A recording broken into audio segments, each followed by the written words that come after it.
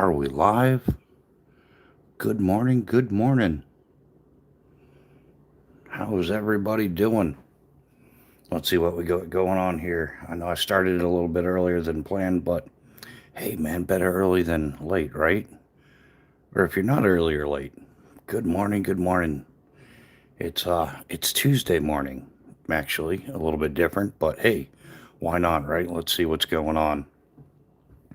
The morning lives can be quite a bit of fun, so I thoroughly enjoy doing them. So good morning, everybody. Hopefully, you're having some beautiful weather where you're at. I think New Hampshire finally decided to partake in summer. Yeah, it's been warm. It's been in the 90s or so, but nice and cool at night, like 61. But yeah, we'll give the chat a few minutes to fill up. I did start it a bit early, and it is early, but hey, it's early bird gets the worm, right? Personally, I like getting up early because it gives you a little bit of peace and quiet, sort your day out, get things situated, and yeah, thoroughly enjoyable. I think a lot of people get up early. Well, not as many, but you know what I'm saying. There are that group of people that like to get up early in the morning. I'm definitely one of them. Heck, I've been up most of the night, so did a late night live last night. Caught a quick nap and figured, hey, let's do a morning live because yeah, why not? Let's do a morning live. Go out, get a walk in, maybe I don't know, a few miles or something before the heat of the day sets in. Get a little in the morning, a little in the evening, little split training, right? Isn't that what they call it, or whatever they want to call it? Doesn't matter. But yeah, we're sitting here. We're zero views, zero viewers, and so might as well just rock out with it, right? Rock out with your bad self. If there's nobody there, entertain yourself. Um, yeah, we'll give it a couple minutes, see what happens. It usually, I don't know, it did the same thing Sunday, and then, yeah, it just, the live absolutely exploded. But yeah, good morning, everyone. How are you doing? Let's talk about EDC. Let's talk about what you carry. Let's talk about all the cool stuff and the pocket trash that you carry. Yeah. Wow, a little couple extra spare minutes of free time there. Wrote a little song for you. Hope you're digging it. I hope I don't get copyrighted for that. It's the Weird Al Yankovic version of whatever that song is called. But yeah, today we're definitely carrying our Spider Co Sage 5 CF. Of course, it's our genuine EDC, not the budget banger that we're trying to get you to purchase, with a link in the description, but what I actually carry every day for over a year and a half now. Maybe I should have been posting, cutting some zip ties or something like that on a daily. People would dig it. But thoroughly enjoying this knife. So good morning, one viewer. How are you doing this morning? We're up to 6 now. That jumped awfully quick. Good morning, good morning. How you doing? I think it's my singing voice draws people in. People dig that. But yeah, say good morning, everybody. Good morning. It's the early morning session with Ricky Bobby, and today we'll be talking about EDC, everyday carry. I think, or whatever else you want to talk about. I'm open to suggestions. If you've got anything on your mind, let's hear it. Let's hear it. That would be a great thing. But good morning, good morning. Yeah, if you missed the little jingle, we're doing EDC today. So let's talk about EDC. Let's talk about what you carry. Talk about all the cool stuff and the pocket trash that you carry. I like that. It's got a little jingle to it, right? Maybe that'll be our morning get up and go thing. But yeah, it's almost 0500. The O stands for oh my god, it's early, right? No kidding. Robin Williams, the man, the myth, the legend, man, he's missed by millions and millions. If anybody ever saw the Good Morning Vietnam movie, absolutely priceless. If you haven't seen it, I highly recommend it. But good morning, good morning. What's everybody got going on today? So we started with our Spyderco Sage 5 CF. That is our, I've been carrying a folder, I think, since I was about 5 or 6 years old for the most part. Definitely the centerpiece of the EDC. Next up, we're carrying our Leatherman Wave Plus. Of course, nothing but the best. But elevated gaming. It is, man. It's man, Spider Code knocked it out of the park with that one. Absolutely love it. Great, great knife. And little backstory on this knife. I didn't actually purchase this knife. This was gifted to me by a friend of mine. Some of you may know him if you're in the knife community all at all, but brand new American hooked me up with that. Well, almost yeah, over a year and a half ago now. I've been carrying the same knife. It's absolutely priceless. I thoroughly enjoy it. Outstanding knife. There's the Sage 6, but I'm not in a rush, man. If it ain't broke, don't fix it. Oh, and it's got the carbon. Yeah, yeah, that's the sweet part. It's got the yeah, that's the CF carbon. Yeah, the Sage 5 CF carbon fiber. It's got a nice sleek profile. Usually I get a much beefier knife. I've carried like the ZT0200. I carried that for a bunch of years. And then after that, I went to the Spartan Blades Palace folder, the button lock there. Carried that for a bit. And then, yeah, I guess I ended up with this one, and it's a little lighter, a little slimmer than I'm used to. But for EDC stuff, man, cutting some zip ties, opening some Scamazon boxes, stuff like that, you just can't go wrong with it. Yeah, it cuts all kinds of stuff like it should. Um, and then, of course, I carry a flashlight every day religiously. Not quite sure entirely why. Well, because they come in handy. That's exactly why. Yeah, this is the Streamlight ProTech single AAA flashlight. I think the flashlight is a grossly underrated EDC item. Yeah, if you got to go to the basement, flip a breaker real quick, or do all kinds of stuff. It's limited. It's uses are on yeah. Scamazon, man, you got to watch them. Like I always, we've probably reduced our purchasing from by like 95% from Scamazon in the last year or two. We've cut them off. I've caught them scamming us so many times. Like yeah, there was a little what is it, Paravice, something like that. Yeah, you can get it for like 63.99 at a dozen different places. Amazon, it was like 126.73. I was like, get out of here, no way. Flashing, flashing stab. Just kidding, unless. Yeah, I don't take the self defense thing into consideration too often. Maybe not as often as I should. It's just something I've never really run into in life. I've just I don't know, been around good people, I guess. So yeah, the self defense thing is kind of like an afterthought. But if it were a self defense situation, I highly recommend against using a folder. And I would recommend a fixed blade, which I also EDC a fixed blade. I've got about yeah, I don't know, one, two, three, four, five, six, seven different options I would carry for a fixed blade. It is I do rotate out my fixed blade often. One of my favorites is this one. I just carry a Bear Kydex. I've got different, depends on what pants I'm wearing. A lot of times I'll wear 511 strike pants, the 24/7 expedition pants. And is that a spider coat blade? No, it's not spider coated. It's a spider coat knife. Um, but yeah, elevated gaming. How you doing?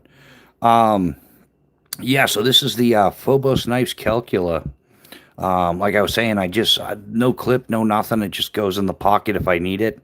You can just push with your thumb. The sheath's gonna come off. I carry something a little more like this if I were thinking about self-defense. I do, like I said, I carry a EDC fixed blade every single day. I do rotate it out a little bit. Um, yeah, we do a lot of survival gear right now. I'm just kind of talking about my EDC. 'Cause I've made up a little jingle for it and everything. So yeah, I do get into a lot of survival gear, things like that. I've been into that stuff my entire life. And in fact, it was oh yeah, it was like a way to decompress for me.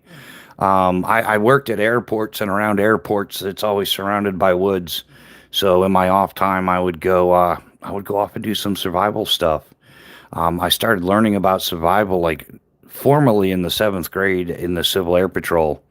And I did 6 years of Civil Air Patrol, 4 years of Junior ROTC, and then I was active duty in the Army for a few years after that. So yeah, I've got a bunch of survival.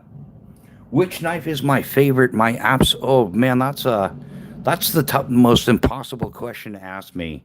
I don't have like a massive plethora. Like there's no cornucopia of knives for me. But I've got a lot of knives that have a lot of like they're my favorite. They have a lot of sentimental value.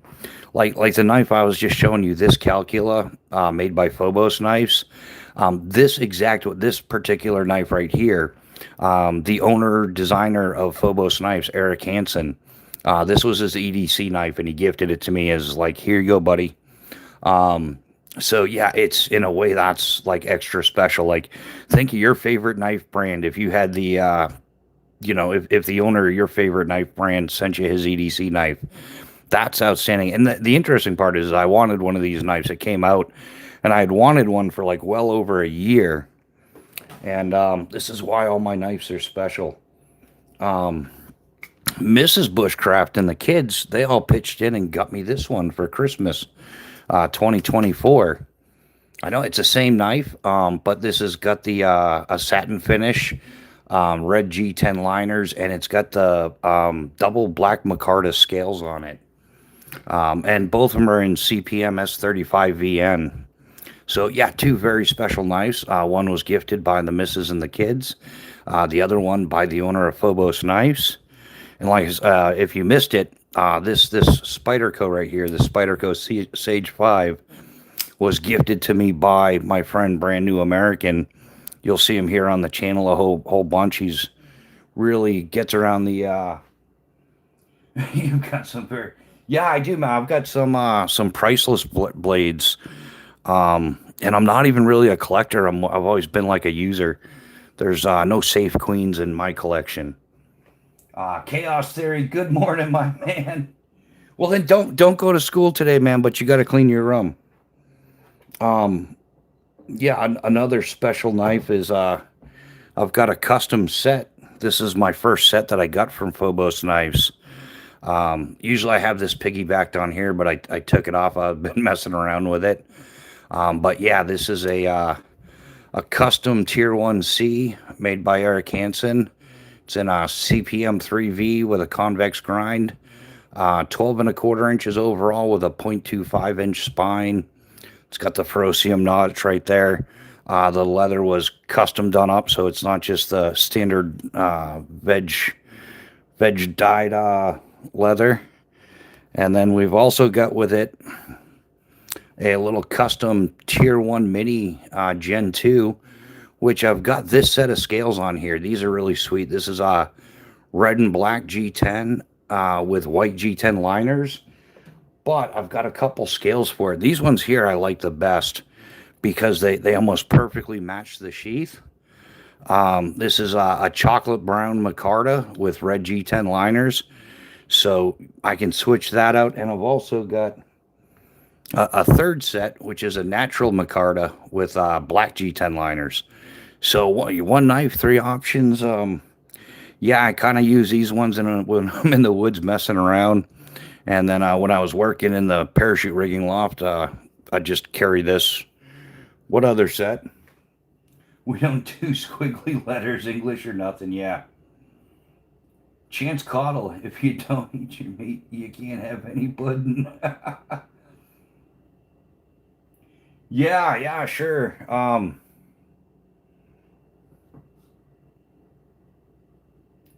Yeah, that's the trolls are trolling this morning. Yeah, I guess most of them are West Coast. That's why they're still up. Mahmoud Solomon, yeah. Yeah, they're wow. That's extra special. I know a Leatherman Wave Plus Night Edition when I see one. Yeah, the Leatherman Wave Plus with the black oxide finish, man. It's a banger. Um, but yeah, so anyhow, back to the knives. Yeah, I've got a whole bunch of knives that are special to me and have a lot of meaning. I enjoy using them. But if I were to pick the the one most useful, if I could only take one knife with me, um, for functionality and stuff like that, it would be this one here, the Phobos Tier One BC. It's a full tang in Magna Cut, about 11 and a quarter, 11 and an eighth, I think overall. We're not gonna worry about an eighth of an inch, but definitely full tang. It's got the ferrocium rod notch on it. Bow drill divot. Should I need to start a friction fire? Nick Martino, what's happening, brother? How you doing? Welcome to the chat. Good morning to you, my man. So Nick, I have a mission for you. I texted you about it, but it's nothing super special. But I do have a mission for you when you get a minute, if you get around to it. Yeah, Nick, if you've got the time, um, could you check out the Light Fighter Commando Field Tarp and tell me how well that fits in like a horizontal, like if this were the Light Fighter, like in this orientation horizontally, like how well does that fit widthwise and stuff into that the Everly stock mission bag, which I hope you're thoroughly enjoying, my man. Yeah, that would be awesome. It's like curiosity got the cat. And for those of you that haven't been around, I officially want to go by Curiosity. I want to be remembered forever as Curiosity. I want it on my tombstone. I want it in the obituary. I want Curiosity tattooed on my forehead because rumor has it that Curiosity killed the cat. So I want to be remembered as Curiosity. I was telling Mrs. Bushcraft that she wasn't real happy with me, but you know, it is what it is. We do our best, right? So, oh, darn, what knife am I taking with me during the zombie apocalypse? I'm going all out. Like Blade, like vampire style. I'm gonna have all my knives. I'll be dual wielding and, doing like hurricane kicks and if it's a zombie apocalypse, man, I want a chainsaw and a samurai sword. I want shuriken, and like a special sprayer with jet fuel. Yeah, what's the best knife to stick a wild hog with if you ever had to? Lots of them in Texas on the wooded trails. Man, I would. I think in that case I'd want like something like full sized. Um, yeah, I'd probably even I'd take the scales off and make it a spear though. I wouldn't want to get too close to those tusks. I would, yeah, and you can take the scales off of these with a T25, Torx T25. It's designed that way on purpose. At this point, I kind of wish it. Yeah, Nick, you and me both, man. Things are just getting like crazy out of hand. It's like the more we find out, I'm thoroughly convinced now that the $40 trillion in debt is 110% like U.S. aid and EBT and just leering centers and stuff like that. We've just been defrauded out of $40 trillion. I'm sorry, but I have to go. I subscribed and you're a great American. Thanks, Elevated Gaming. I appreciate it. Yeah, we try to do our best here. We support American products, American people as much as we can. Yeah, we're definitely 100% American. Just because we're not like, yeah, we're not geeking out on the government or anything. I could care less what they're doing, left or right. They're just a bunch of knuckleheads. But yeah, we stand behind every American we can. Zombie apocalypse. Well, man, zombie apocalypse or alien invasion. Can we have them both at the same time? Like get a 2 for 1. That would be the best. Yeah, that way there we could zombies are kind of which zombies though? There's the fast crazy zombies, there's the slow zombies. If they're the slow zombie type, then bring in some aliens along with it. That way there we can get some so hopefully they'll bring with them lightsaber technology. We can finally have that. Everybody wants a lightsaber. But only from the original trilogy, not the other goofy stuff. We want the original trilogy lightsaber. Yeah. Um yeah, we do our best here, Nick. We try to keep everything going. Um yeah, but things are crazy. Things are awesome crazy though. Um, we ended up getting 152,000 views Sunday morning. I was like, that's insane. I thought I'm looking forward to a Mr. Beast check and everything. Like I'm thinking, wow, this is great. We're gonna give away some Phobos knives and all that. But 152,011 views. Is that? Let me double check. I don't want to be a liar. What's the current number? The current number is 152,011 views. And wow, guys, get ready. Sit down. Sit down. This is going to be amazing numbers here. The payout for that many views for Vertical Live is $6.73. So I can almost afford to send somebody a present. Like I can cover the shipping. I just got to come up with the present. World War Z zombies, but they're over 7 foot. Yeah, well, if that's the case, man, yeah, I'll still take that. Yeah, World War Z zombies, but they're over 7 foot. Yeah, we're gonna need a couple of squadrons of A-10s. If we're gonna live out on Fantasy Island. Yeah, we're gonna have some A-10s. We're gonna have some F-35s running the show at 25,000 feet. Yeah, we're gonna want some Abrams, some Bradleys. Um, it must zip it. Yeah, yeah. The only thing with the bag, Tom, it has the giant plastic zippers that runs up and down the back. Oh, they're plastic? Really? Well, that's beyond disappointing. You think on a pack like that it would be like, a number 10 YKK at minimum. Um yeah, that was yeah, chaos. That was insane, man. I was beside myself. But yeah, I thought I was getting the Mr. Beast check. I was gonna be like, who can survive 72 hours of bushcrafting with me for $100,000? But I'm gonna come up a little short on that payday, $6.73. I can at least we don't have to pay long distance anymore, so I can call my friends and be like, what's the deal? Do you have a doomsday bunker or a kit ready to go? No, I don't have a doomsday bunker. I'm working on a kit ready to go. It's actually gotten a little bit complicated doing YouTube because rather than just leaving my stuff packed up and grabbing it when I go out, I have stuff out all the time for lives and videos and stuff like that. Yeah, yeah, Nick, don't we all, man? I'll well, I'll tell you what, Nick, we can co-own a bunker, and I'll throw in Sunday's live profits of 673. Um, that won't even buy us a shovel to start digging the hole, man. That's a little rough. Yeah, so it'd probably take like 8 million views to be able to afford the shovel. Forget about the concrete and all that good stuff. Yeah, that would get awkward fast.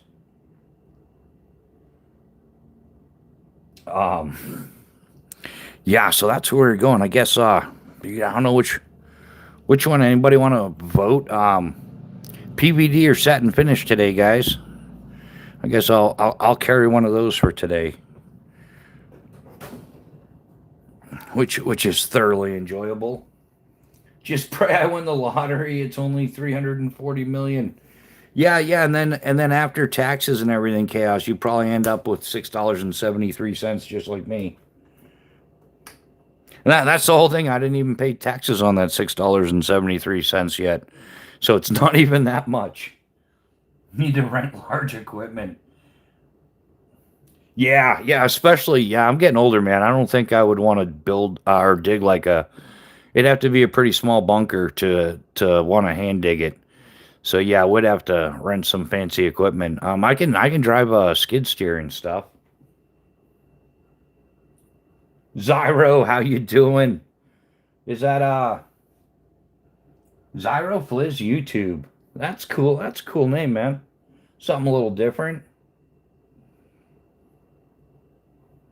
How are you doing this morning? Yeah. Nick, what do you mean rent? You can go at all equipment keys on a ring. Oh, I'm doing awesome, man. I'm having another great day. We're just chilling out, having a social with the guys, having a fun. No complaints whatsoever. Yeah, life is good. Life is good. Um, yeah, what do we got? We haven't got too much going on right now. I got. Oh well, what was me though? Yeah, the only thing I have is the shock for the 152,000 views is worth $6.73. I was like, wow, no kidding. They do this. Yeah, I'm gonna need some affiliate links. Yeah.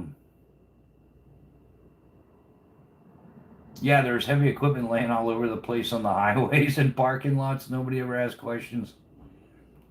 There you go. Yeah, it's just a loaner, man. It's a rental. Chaos driving like some 20-ton bulldozer or something down the road. Yeah, we'll have it back in a few days.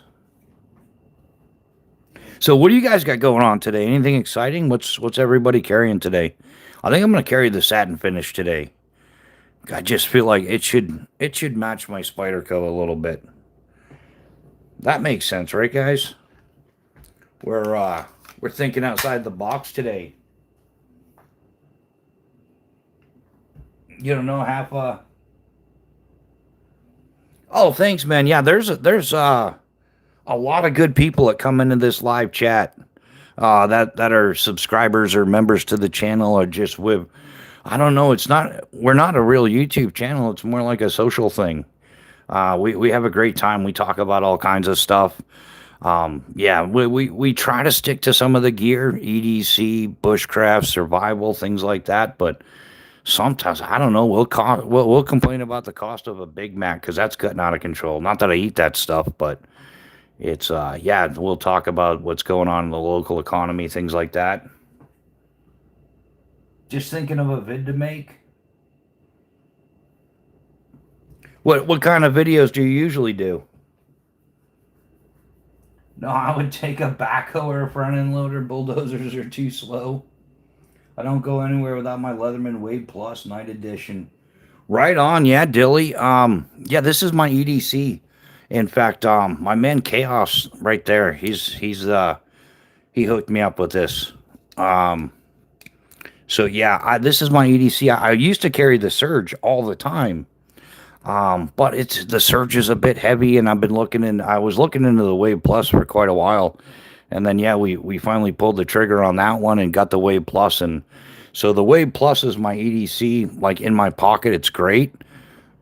But my Surge is in my chest rig for off the pavement. So that's the way I like to look at it. I've got like off the pavement stuff and on the pavement stuff. Depends on what I'm doing. Oh, like meme style vids? Yeah, that's wow. I don't know. I could have some suggestions, but it's probably not good for YouTube to be honest. Um, I sometimes I'm my own worst enemy when it comes to the algorithm and YouTube and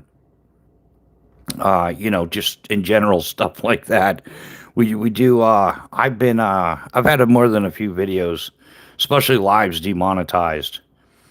Um so yeah, you might not want to get your memes from me. um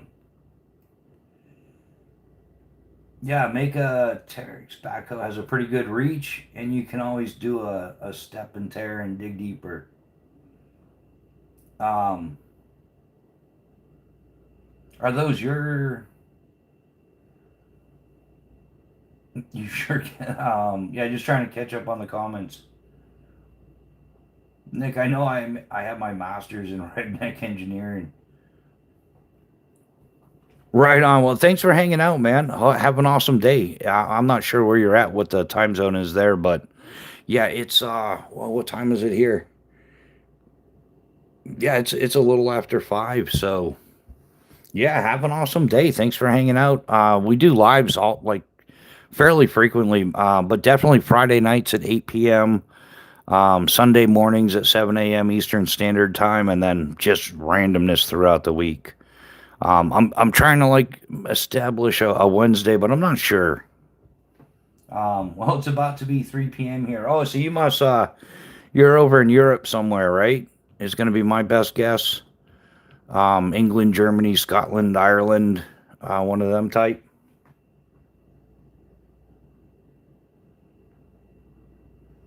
Yeah, I know, Nick. He's way ahead of us. Dude's already had breakfast, lunch. He's about ready to call it a day, and we're just getting started. Bunch of slackers.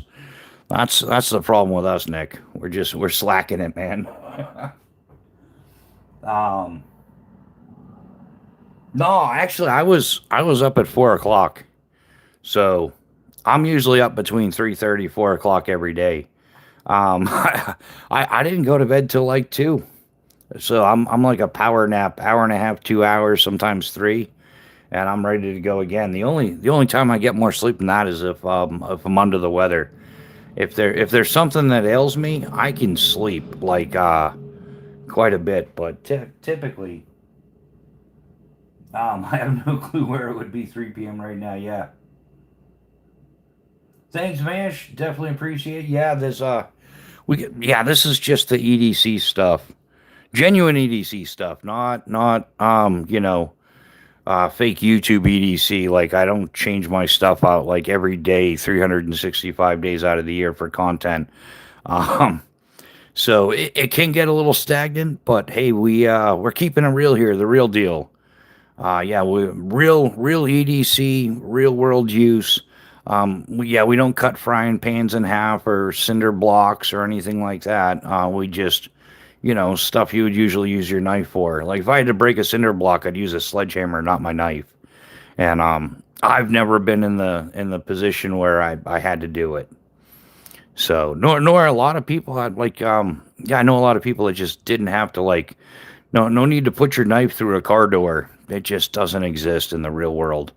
Only on YouTube Fantasy Land. So yeah, if he was nice, he would give us the winning lotto numbers.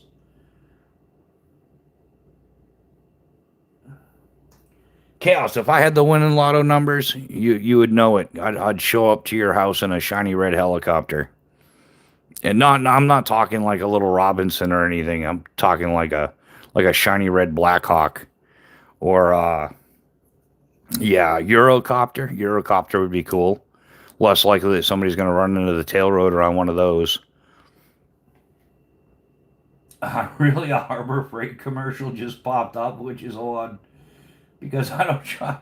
Yeah, well, I don't know. I get weird commercials from YouTube all the time that make absolutely no sense whatsoever.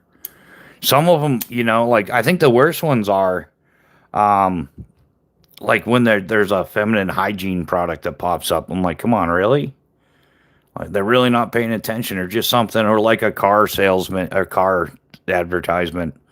But sometimes I get the good ones. I'll get commercials from like Grail. I'll get commercials from a few other, like outdoorsy type stuff. Um, I wish I had the numbers to give you chaos. You can win a chopper in the four-way right outside my house. Oh, what kind though? That's the important thing, man. It's got to be a cool chopper. Yeah, last I know, the only civilian-owned Chinook is in Florida.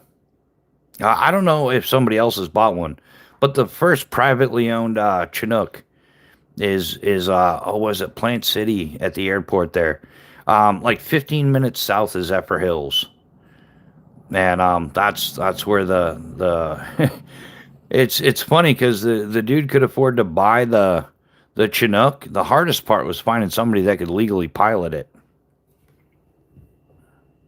Oh my god, that would be so awesome.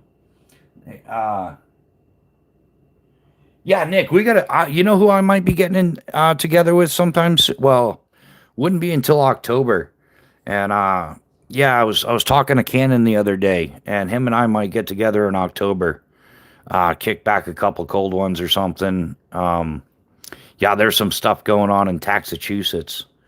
But yeah, I'm looking forward to that. That would be great. I wouldn't do a video or anything, I don't think.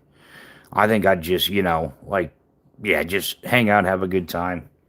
But Nick, you're not that far away from here or there. We got to get together, like you, me, B and A. That'd be a great time. It's a UH6, not a Chinook.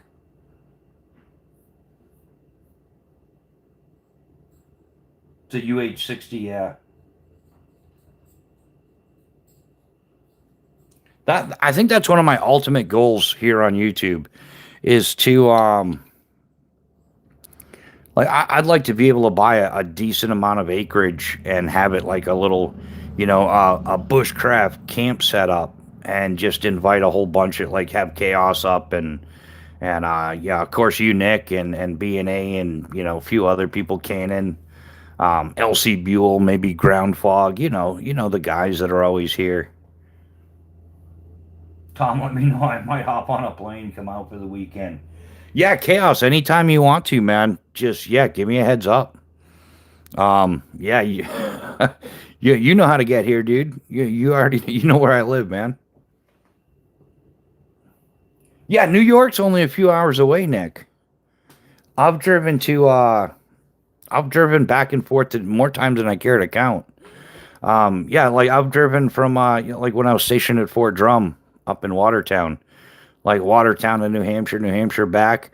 I worked in Ovid, the Finger Lakes region. Yeah, out on Long Island, East Mauritius.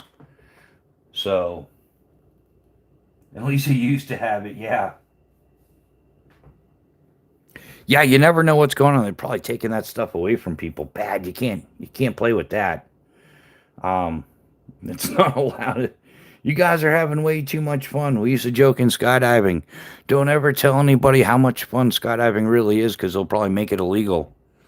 I think that's the way they do stuff. Yeah, I can fly into Manchester and you and the wife can come pick me up. Yeah.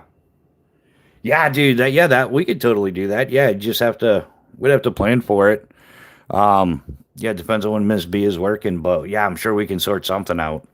That would be easy peasy lemon squeezy. Yeah, dude. Years. I wish I was still in the Civil Air Patrol, dude, because the Civil Air Patrol has their airplanes parked right here. I could borrow one of theirs, fly down to Manch Vegas and pick you up at the airport there. Which I don't know, man. It doesn't matter. It can be the smallest, most ridiculous plane. But if a personal plane is coming to pick you up, it's just always that much cooler. But yeah. So you guys got anything overly exciting planned today, or same old, same old? I'm hoping I'm gonna try to get out and get some outdoor videos going, guys. I gotta get the outdoor videos going. I think it's a mandatory must do. Gotta have. Um, absolutely. You have to have a special license to fly a military style helicopter. Um, Gee, I never got into flying helicopters, unfortunately.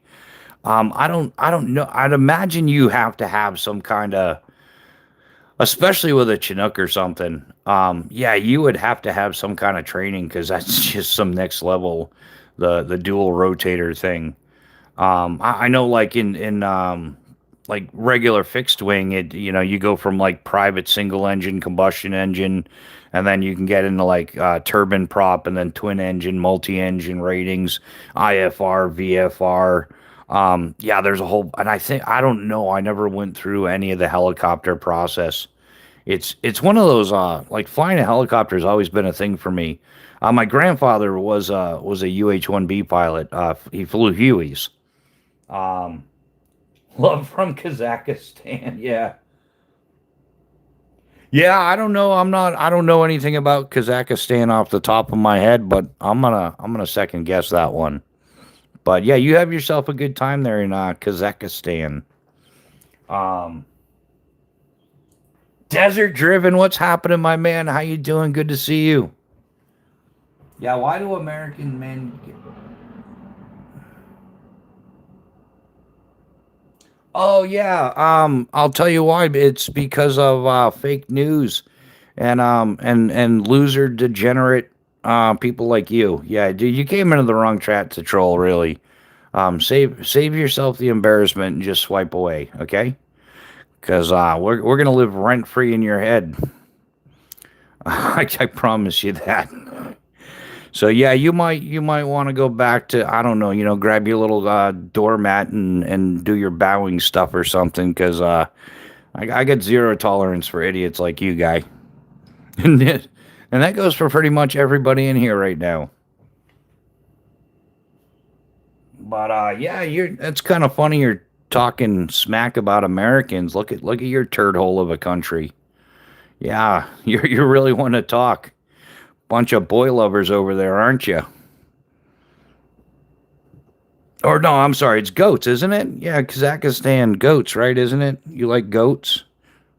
Meh. Let them stay. They should. Yeah, I'm gonna vote with desert driven. Yeah, yeah, let them stay. You guys don't have to put any gloves on though. You can bare knuckle it. Um, yeah, there's been a few that I know I guarantee you we're living rent free in their heads to this day. We emotionally scarred them. It's because like this guy here who doesn't even have a real screen name or anything like that comes in talking to some degenerate stuff, and then you come to realize it's like it's probably not his fault. It's because nobody ever like told him he was proud of him. His mother doesn't love him. His father never told him he was proud of him. He never did anything right. Probably got poor grades in Kazakhstan school. Um, the only thing he's got going for him is the little kissing and hugging from the goats, right? But that's what I'm doing. Good, just chill. It's nice and early in the morning. We're ready. What's everybody drinking? I got the crack in a can going. Mrs. B has not gotten up yet. I don't even know if she's working today. And if she is working, I have no clue what time she's getting up for work. Yeah, she kind of fell asleep last night, and then she was sleeping when I went to bed. She was sleeping when I got up. So I have no clue what her plans are for today, if she's even working or if she's got the day off or whatever. But we're all here having fun. I guess that's all. That's all Kazakhstan had.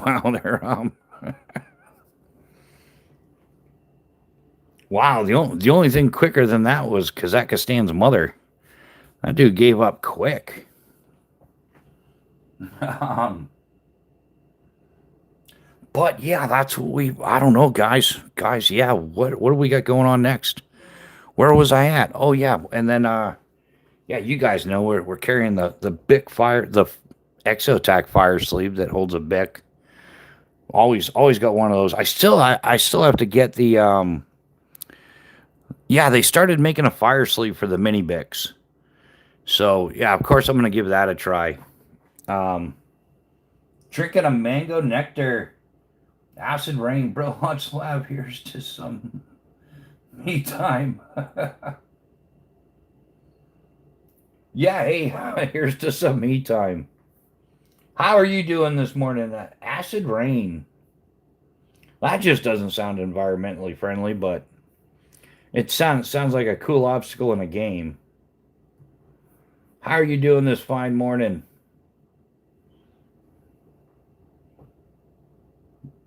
Mean Bean Deneen sent Marsh. Deneen, how did you get to? Is that the same Deneen? How did you get Mean Bean? That's different. That's different. How are you doing this fine morning? Trolls don't even have stamina to. Yeah, yeah, but yeah, Nick, when you're right, you're right. They do. They lack creativity and stamina. That's the problem with modern trolls. Like they can't even suck at sucking. I don't know how the math on that works, but yeah. Um, you had to drop the sweet Deneen for a while. Great, living in a tent in a parking lot right now. Hey man, you're not the only one. There are like millions of Americans living in their cars, living in tents. They've just gotten out of control with everything. So yeah, it's crazy. Dark Emperor, that sounds like, yeah, you're ready for the zombie apocalypse. That's awesome. So how many, yeah, nobody was here at the very beginning. I've been working on my musical talent. And yeah, when it comes to EDC, I don't know what the song is. Maybe you guys will know. Um, but instead, I was like, let's talk about EDC. Let's talk about what you carry. Let's talk about all the cool stuff and the pocket trash that you carry. Isn't that all? I got to keep going. That's as far as I've gotten so far. What do you guys think? I should probably start filling out applications at retail stores, right? Yeah, I got a voice only a mother could love. I've always wanted to be a professional singer. I've just never made it. Part of the problem was I spent like 2 years trying to play guitar and I failed miserably. So whoever tells you you can do anything you want to do, you can be anything you want to be, that's not true because I really wanted to be a guitar player. And yeah, I just don't have those talents. So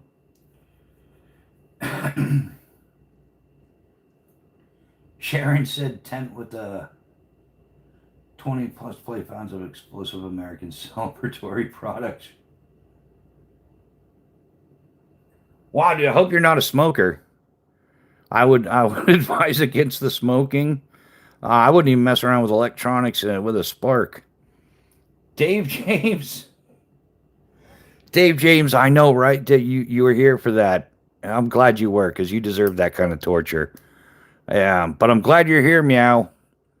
It's what I'm always up. I'm always up at like 3:30, 4 o'clock. I just don't always do lives. Um, Bush trying to keep your day job. You have the face for radio and a voice. I know I'm gonna have to get one of those voice changing things, right? Auto tune. I'm gonna need auto tune just to do. Yeah, this is why we do tabletop, man. It's all about the gear, right? Look at how shiny that knife is. Are you guys following the shiny knife? That's what it's all about. Glad Osha isn't being involved. I know, right? The person that's not talking right now is on the phone having me swatted for that one. They're like, "Come on!" Every once in a while, I sing on the channel, and it either goes big or most of the time they're like, "Go home." But um, Mean Bean isn't it always light out now? Yeah, isn't it? Yeah, isn't that time of year where you guys only get like 2 hours? Like you get like an hour of dusk and an hour of dawn. There's no real night. Alaska is awesome as long as you don't like irritate the grizzly bears and stuff, and you don't eat the wrong plant. What was it? Yeah, Kevin McAllister. Yeah, the Magic Bus story. Into the Wild was the movie. Anybody watch that movie, Into the Wild? Um, but does anybody remember the name of that song? I'm not going to sing it again. It's what's the original song? I can't even remember. It was like an early '90s song. They played it all the time to the point it like I can't remember the song now, but I can make up some goofy words to it. Um, Summer Solace was pretty much 24 hours of light. Yeah, Grizzlies. That's what the 454 is for. Yeah, just I think every 454 should come with a wrist brace. Have it like some modern high tech. Somebody can 3D print something so that when you go to remove it from the holster, you automatically slip into a wrist brace at the same time. The Desert Eagle should come with something equivalent. Man, P and I hope you have some good blackout curtains right now. Yeah, I think that wouldn't that be a must almost? Yeah, some good quality blackout curtains. That's one of my things. I don't sleep well if it's light out. Um, but yeah, hello from Australia. Nice. Oh, right on. Hey, welcome from United States, New Hampshire. Love Australia, man. Oh, speaking, man, I was just watching the Australian guy. What's his name there? He's the Australian funny guy on YouTube. He makes fun of he like narrates comically videos. What's his name? I'm gonna feel like an idiot now. Australian guy. 6 a.m. Yeah, we're coming up on 6 a.m.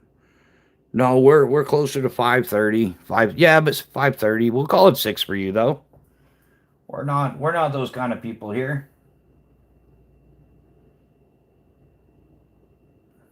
Seattle, Washington. Is it raining? Is it always raining there? I think the Northeast. I'm up in the Northeast. I think the Northeast has been getting similar weather to the Northwest. Like it's rained so much here, like all the time. Kind of feels like Seattle.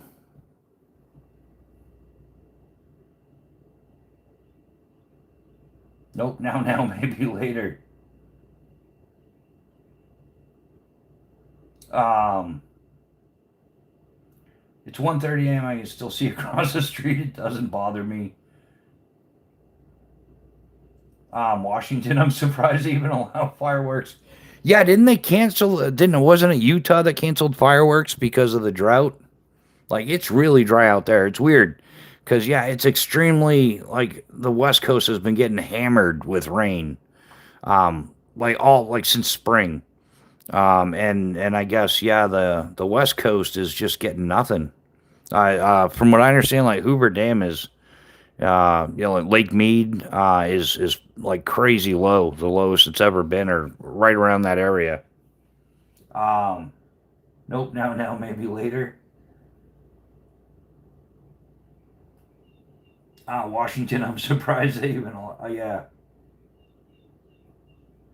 Who? Yeah, but who's the Australian guy that does the funny stuff?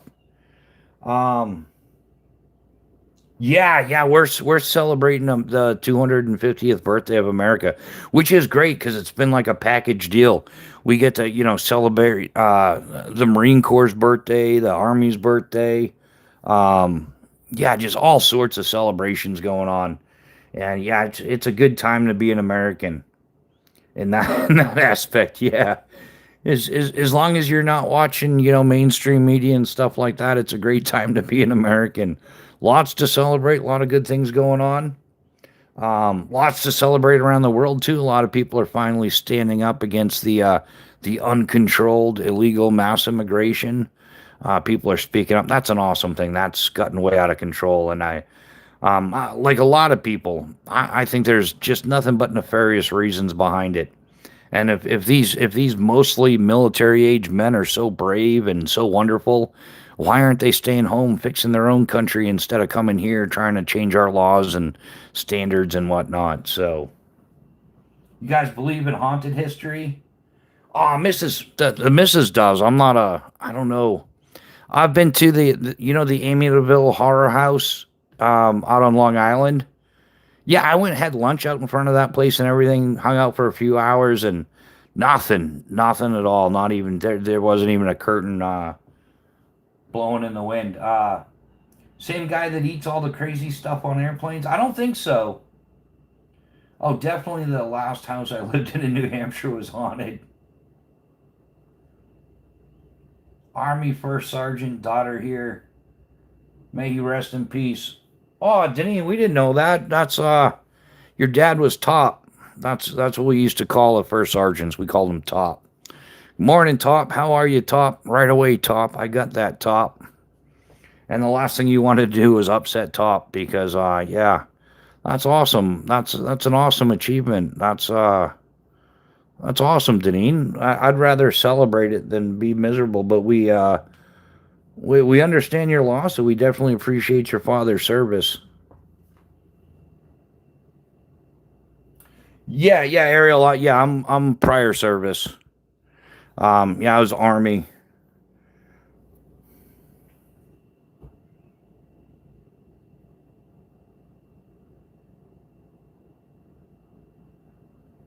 Yeah, the it's weird. I don't know. I don't know. I never handle that stuff really well. I think I don't know. I've been around so much stuff like that my entire life that it kind of it doesn't phase me properly.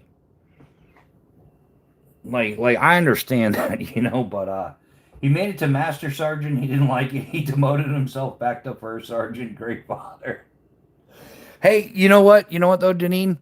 There's a lot of people. A lot of people in the military, all branches. It's kind of like, oh, the rank's a little bit different once you get promoted, and some people just don't like it.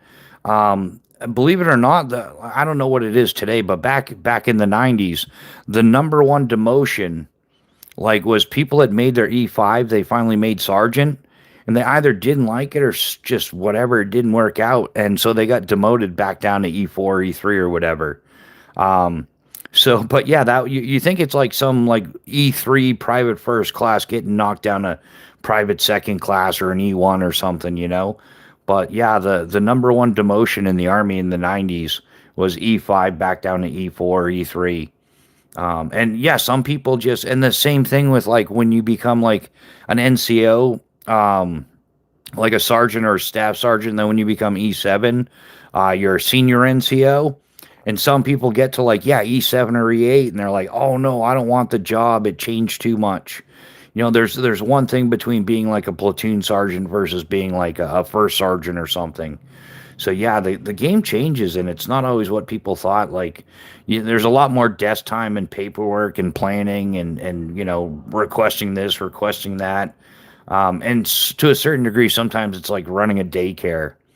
Like you got some homesick mama's boy private E1, first time being away from home ever, and I only got 1 week's leave after AIT, and I'm sad. It's like, wow, dude, man, like yeah, mama made too many mama's boys. I can only imagine what it's like now. Wow. Yeah, yeah, oh, okay. Yeah, I was stationed in South Korea back in 94, 95. Um, yeah, my grandfather on my mother's side, he was in World War II and the Korean War. Sergeant Rahogos. Right, they remember pretty quickly where they want to be. He said, "I will not retire, Master Sergeant. I will." Yeah, exactly, and that's how it works sometimes, Deneen. Absolutely, and just hey, some people are happier that way. Like not everybody wants to be management. Some people want to be employees, and some people don't mind like being a department manager, but they don't want to be a store manager or a regional manager. So yeah, that's how. Yeah, same here. It's going to be in the army. Ended up with the Crohn's disease, which is an ulcer in your lower intestine. When I was, yeah.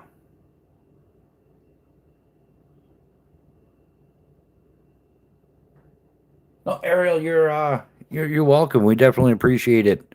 And thanks for paying your taxes because yeah, that's how they pay us. That's how the military gets paid. So yeah, it's always a little awkward when people are like, "Thanks for your service." You're like, "Oh well, um, yeah, thanks for paying taxes and making my service possible."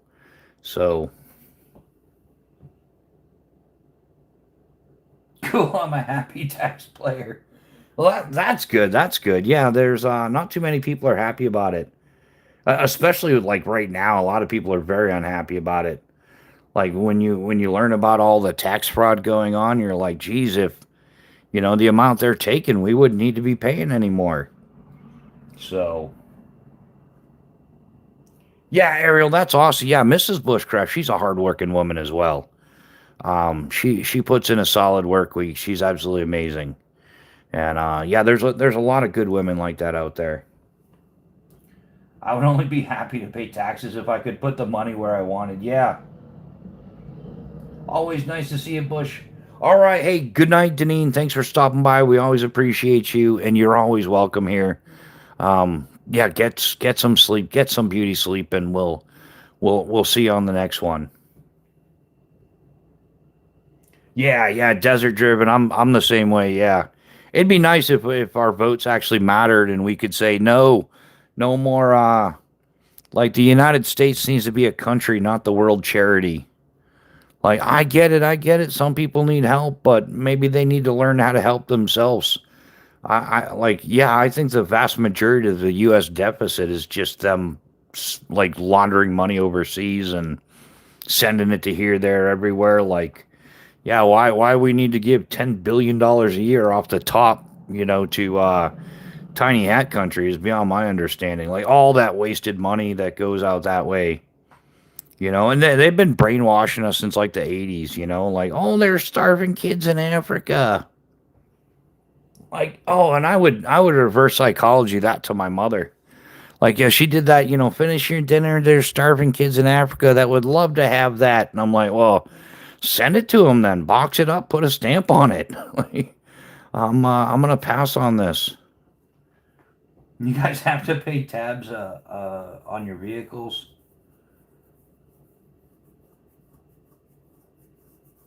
Yeah, that's what I'm saying. Yeah, we're always at America first.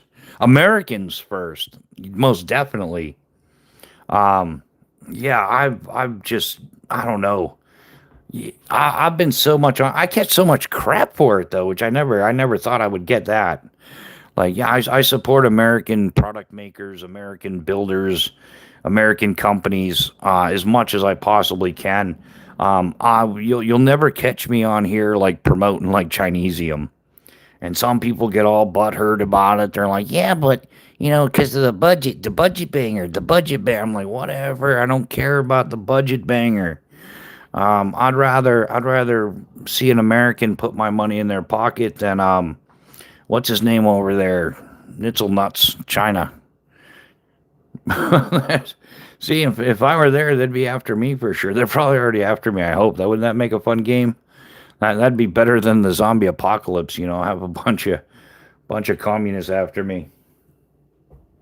And yeah, you have to register your vehicle every year. Some states you have to. Yeah. See, now I think that's backwards. Like I think the registration is the ripoff. You bought the vehicle, you have to register it in your name, you get the license plate. Um like that should be like a one and done. And until you change vehicles or maybe you got to change like you painted it, you got to change the color, right? I get that. But the inspection, that should be the mandatory part because there's a bunch of cheap people out there that's not going to get their cars fixed. They're going to be driving down the road. It's going to start raining and they didn't have working windshield wipers, which is part of your inspection. And then they can't see and then they crash into somebody else and get somebody else hurt. So I do the inspection every 6 months. But the registration, which is the huge chunk of change, that should be like a one and done. I've registered my vehicle. I own it. Why do I have to come back every year to tell you I own my vehicle again? Or like, yeah, just have it part of like, they can verify that during the inspection because the inspections are state run as well. All states should be non-inspection. Yeah, see, it's the registration that's the big part though. Yeah, like I said with the inspection, that's like there's too many people you can't trust to do the right thing. Especially now, like a lot of people that aren't genuine real Americans are going to be like blah blah, and that means I'm not going to get my car inspected because I don't care about American laws. They're already defrauding us like billions of dollars, so shit, we have to renew our license every so many. Yeah. Well, see, and that kind of like New Hampshire is the same way. You have to renew your license like every 4 years, but you kind of do a check, like they do an eye exam as well. Make sure you can still see people. It probably doesn't matter too much in your 20s or 30s, maybe not your 40s, but when you're getting to be old, like some of the other guys, not me, yeah, we want to make sure you can see the cars in front of you. Like if you can't see the brake lights in front of you, it's not good. But the registration is the biggest one, especially here in New Hampshire. Like, yeah, a new vehicle can cost you, $1,000, $2,000 to register. And then, you pay all the time. Yeah, or diabetic. Yeah, in fact, in the aviation world, if you get diagnosed with diabetes, that's the end of your pilot's license is no longer. Like, you don't even have to do anything. It just doesn't matter. Type 2 diabetes, you get diagnosed with diabetes, and your pilot's license is gone. Yeah, it runs out on your birthday, I think. Yeah. Yeah, you're absolutely right, Nick. Yeah, same with the military.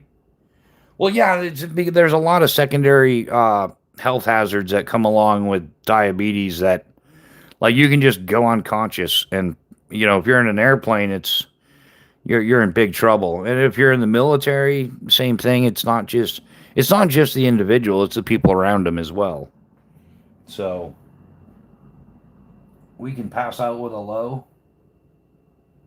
Like in fact, skydiving to hold a tandem rating and instructor rating, um, you have to take the same class 3 medical exam through FAA approved doctor that 747 pilot does, because you're taking, even though you're taking passengers, you're taking them one at a time. So yeah, even in skydiving, if you get diagnosed with diabetes, you can lose your tandem ratings, your AFF rating. Um, And to a certain degree, I wouldn't recommend skydiving anymore, but some people still try to pull it off.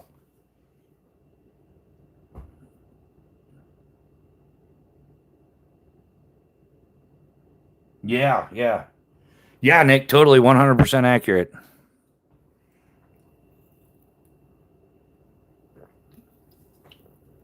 Definitely a weird morning. Like I said, I have no clue if Mrs. B's working today or not, or what time she is. She hasn't gotten up yet, though. So, that's good. She needs her sleep. She, uh, she gets enough sleep for the both of us. Yeah, yeah. There's a lot more to skydiving than falling out the airplane. There's tons of stuff, but yeah, then we try to keep it as safe as possible. How old are you fellows? I'm younger than all those other guys. No, I'm 51. It's up to them if they want to say how old they are. But I'm the I'm like the new 51 going on like 22 and a half. Lost and Happy, good morning, channel member. How you doing? Yeah, we're BSing as usual, right? It's another amazing morning. Um, tomorrow night, Wednesday night, I'm gonna do a live. I think I'm gonna call it yeah, Happy Hump Day Happy Hour. What do you guys think of that? I promise I won't sing either. If you come back, I won't sing. Maybe just a little bit. Depends. Um,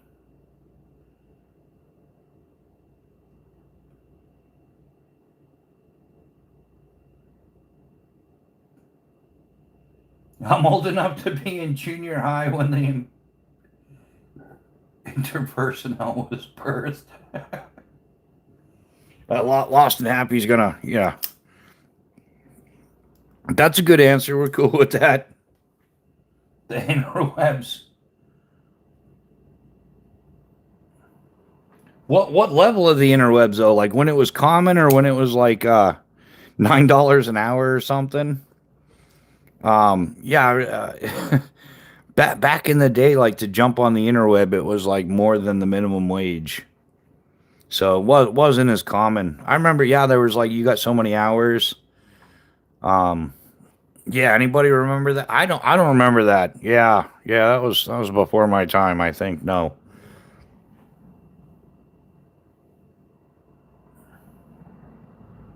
No, when it was birthed. Yeah, okay. I remember getting stacks of the AOL 1 month free disc from the mail back in the day. Before all the AOL CDs hit everybody's mail, yeah. My grams had a butterfly knife with a V blade, if you know what that is.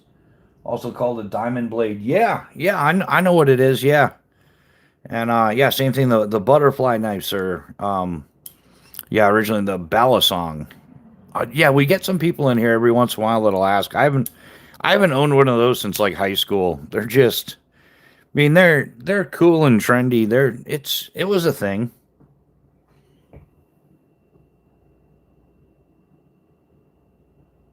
But yeah, there's all kinds of there's an insane number of available knives on the market now of like good quality. Like yeah, we're living in like the golden age of cutlery. I don't know, never heard of that.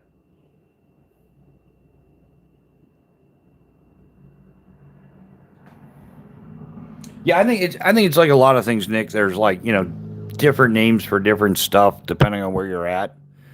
Like, yeah, like a lot of people like outside of the US, not many people call a balisong knife a butterfly knife. Um yeah, that just became popular. It wasn't Benchmade started making a bunch of them. And yeah, so yeah, the butterfly tax. Yeah, butterfly knives are fun and great for cutting your fingers. It is, yeah. You almost need to buy like two. You need like one with a non-beveled edge, and then another one that's like your EDC, like the same thing with the Phobos knives. Like, yeah, you need one like this so you can go like, oh no, and it doesn't do anything. So yeah, so you can practice your draw and all that good stuff. But Elevator Gaming, he's back. Welcome back. How are you doing? Knives are awesome. They're a whole lot of fun. And there's so many knives like that have artistic value to it as well. Like, yeah, I like. That's one of the things I like about Phobos knives. It's one of those knives where it was like fashion meets function, right? If that makes sense. Like he's got really clean lines. It's just like very fluid designs, but they're also like ergonomically correct and highly functional. Like quality steel, good edge retention, excellent craftsmanship, attention paid to detail, all that good stuff. Dan Stan, good morning. How you doing? Welcome to the chat. Good morning. Good morning. They started out as the Pacific Cutlery Company. Who's that? Oh, is that uh Benchmade? Yeah, Benchmade started off as a Pacific Cutlery Company. Is that right? I don't know. I'm asking. Yeah, buck knives are still cool. Yeah, there's a whole bunch of people carrying buck knives still. Yeah, they're kind of like permanently etched into the EDC knife community for like life. Yeah, I haven't owned one probably in a bunch of years. I kind of moved on into other stuff, but yeah, they're still great knives. I know people that like that. That's their center of their knife sets, their collections and stuff. Is yeah. Anybody here have any buck knives? Now that I'm saying that, I'm sure I'm sure everybody in here's owned one at some point. Um, yeah. They're your dad's favorite. Yeah, there's a whole bunch of people that love the buck knife still. And there's a whole bunch of popular models. I wouldn't even know which ones to say. There's like, the 110, the 112. Yeah, they Buck's got folders and fixed blades, and yeah, they're a full American knife company. Oh yeah. Yeah, Lost and Happy has a Buck 108. Yeah, Neil McKenzie. He's one of the regulars in like he's all over the um like the YouTube different knife communities and stuff like that. But Neil McKenzie, he's got a few of them. He still loves them. He'd buy another one in a heartbeat. So yeah, still great knives. Ariel, yeah, my favorite knife. I've got a few. Like kind of like all my knives are my favorite knives. Like I don't have like a massive collection or anything, but the knives that I do have like tremendous amount of sentimental value to me. Like all of my knives. I think I've got like I don't know. We'll say 13 or 14 knives. I forget what it is. But yeah, all of them just have tremendous value. Three of them I carried for about 6 years. A little over 6 years while I was bike touring the country, mostly the Eastern Seaboard. So yeah, I was riding my mountain bike up and down the Eastern Seaboard, and I was carrying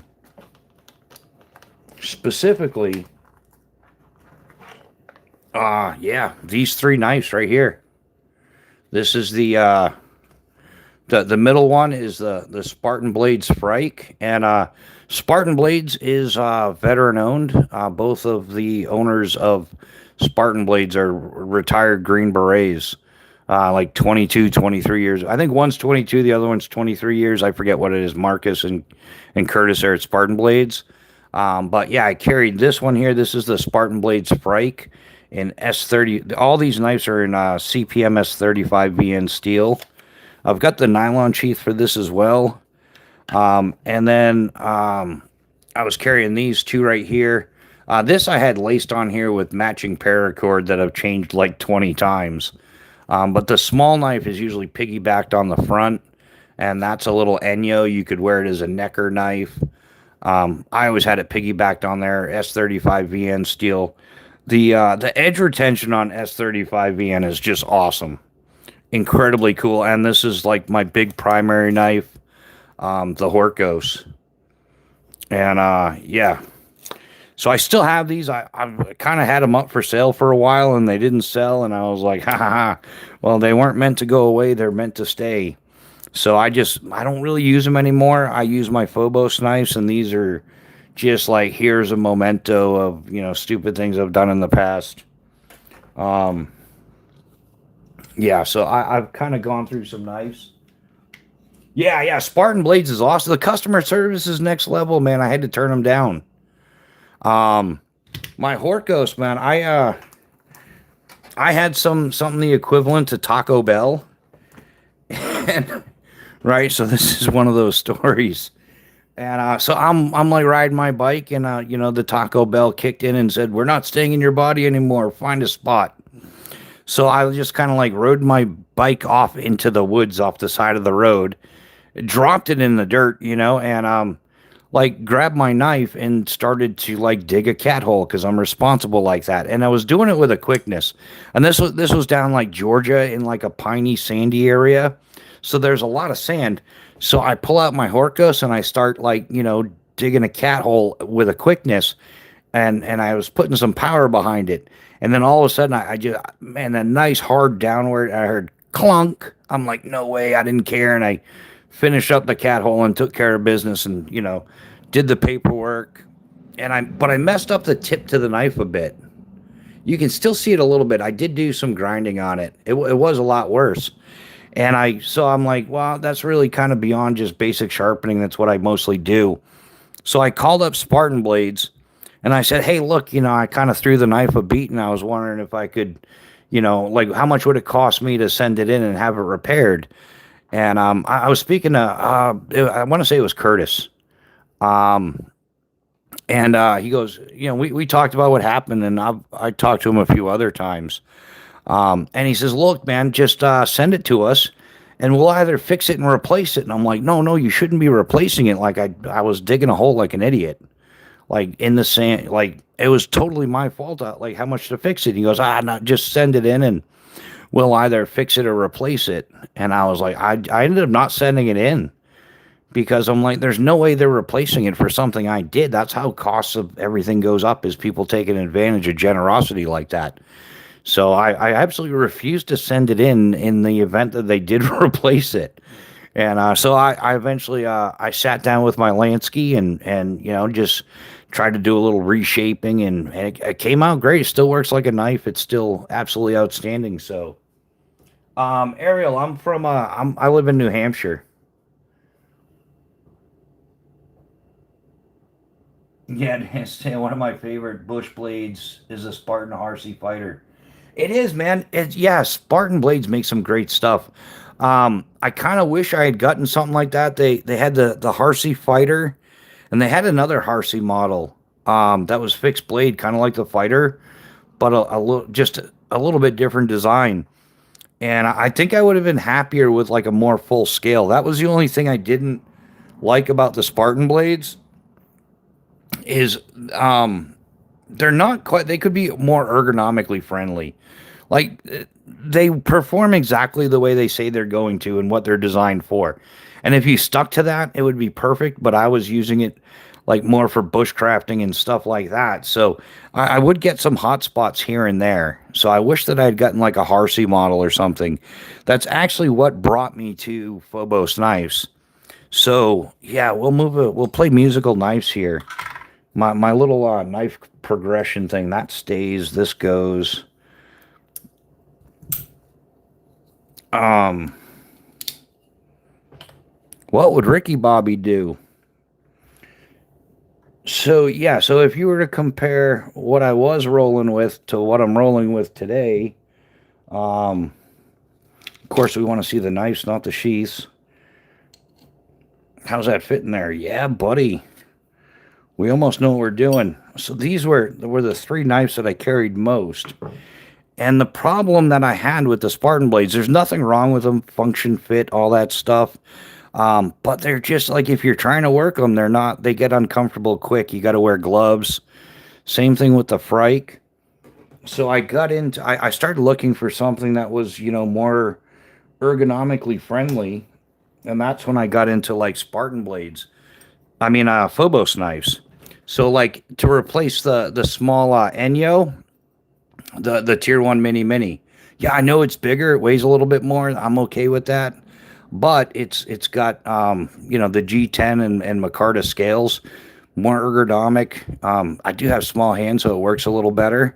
But it's more comfortable. The jimping is great on the Phobos knives. I absolutely love it. So the tier 1 mini replaced my Enyo, right? And then the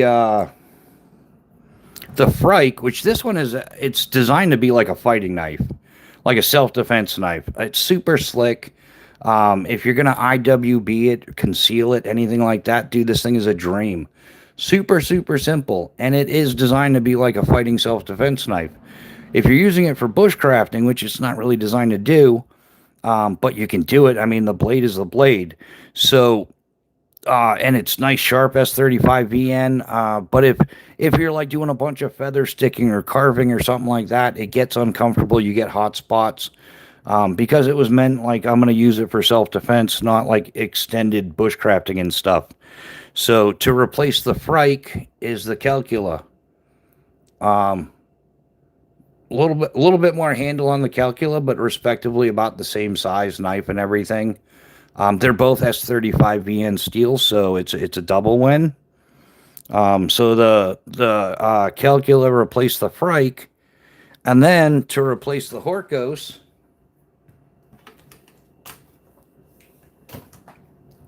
is the Phobos knives Tier 1 BC replaced my Horkos knife.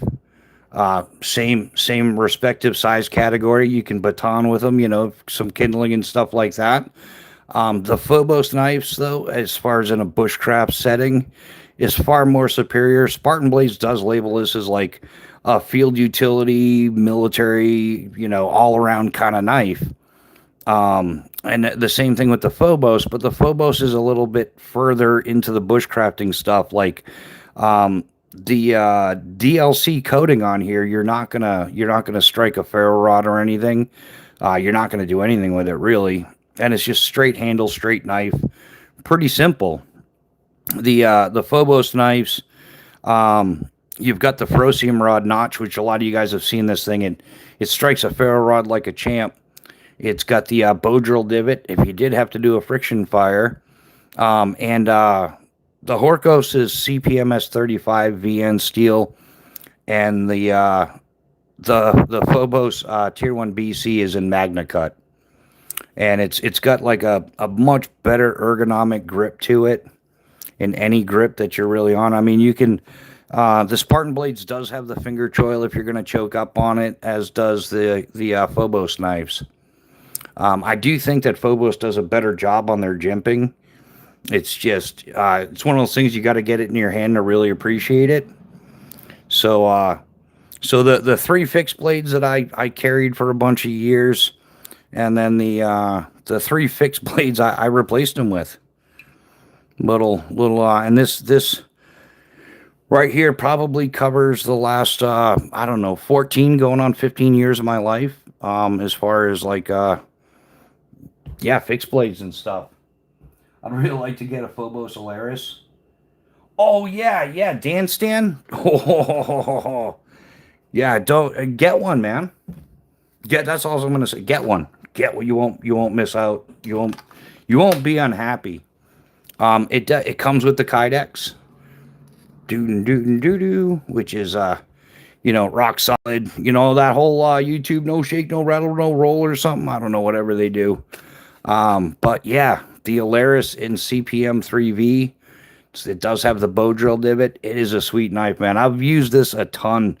99.9% in my kitchen, actually in Mrs. B's kitchen. And he's got a variety. You can get satin finish PVD. There's a whole bunch of different scales out there. These are the black G10 with ivory micarta, which is really, really sweet. And I don't know if you were around. I did talk about doing the synthetic dye and dyeing them. The scales. I still have the dye. I decided not to dye them because this was a gift from Eric Hansen to me for as a Christmas present. So I ended up just it was a present. I don't really want to alter it. I use it, but I don't want to alter it. So I opted not to dye the scales and just keep it the way he sent it to me. And there's a lot of people like the ivory white. I'm digging it. It is a little bit more when you're cleaning it. But yeah, it's a sweet knife. It slices, it dices, it juliennes and all that other chef stuff. Um, is there a way to clean my Carta scales? Yeah, I usually just use like if I'm really trying to scrub them clean, I just use like a dish soap, like palm olive, like a degreaser and stuff. I get them as clean as I possibly can, let them dry out real good. And then, yeah, I'll throw a little bit of wicked wax on there. It helps keep them clean. I think that, the preventative aspect is more important than trying to keep them clean. So yeah, getting like, I use wicked wax. So, but before you get stuff worked into the micarta, work the wicked wax into the micarta before something else does. Yeah, I did something wild recently. I tied a rope to a heavy duty three throwing knife. Dude, it's amazing that you just fuck with a feeling of a scorpion. Oh, yeah, yeah, have you there's a guy that has like a retractable one. It's like spring loaded and he chucks that thing around. It's pretty cool. Um I would give it a try. Yeah, that's some pretty wild stuff. They have it, isn't it Kung Fu? I don't know which version of Kung Fu, whether it's Shaolin or Tam Chu or whatever. But there's yeah, Kung Fu. That's one of their training tools. It's basically a knife with a piece of rope, and I think there's like a chain version and a rope version. Yeah, yeah, Gonzo toothbrush and Dawn. Exactly. Yeah, I've got a little soft bristled brush that I use. It's not a toothbrush. It's big round one like palm sized. It's got like a palm grip on it. You can scrub the daylights out of it. Any color Dawn really.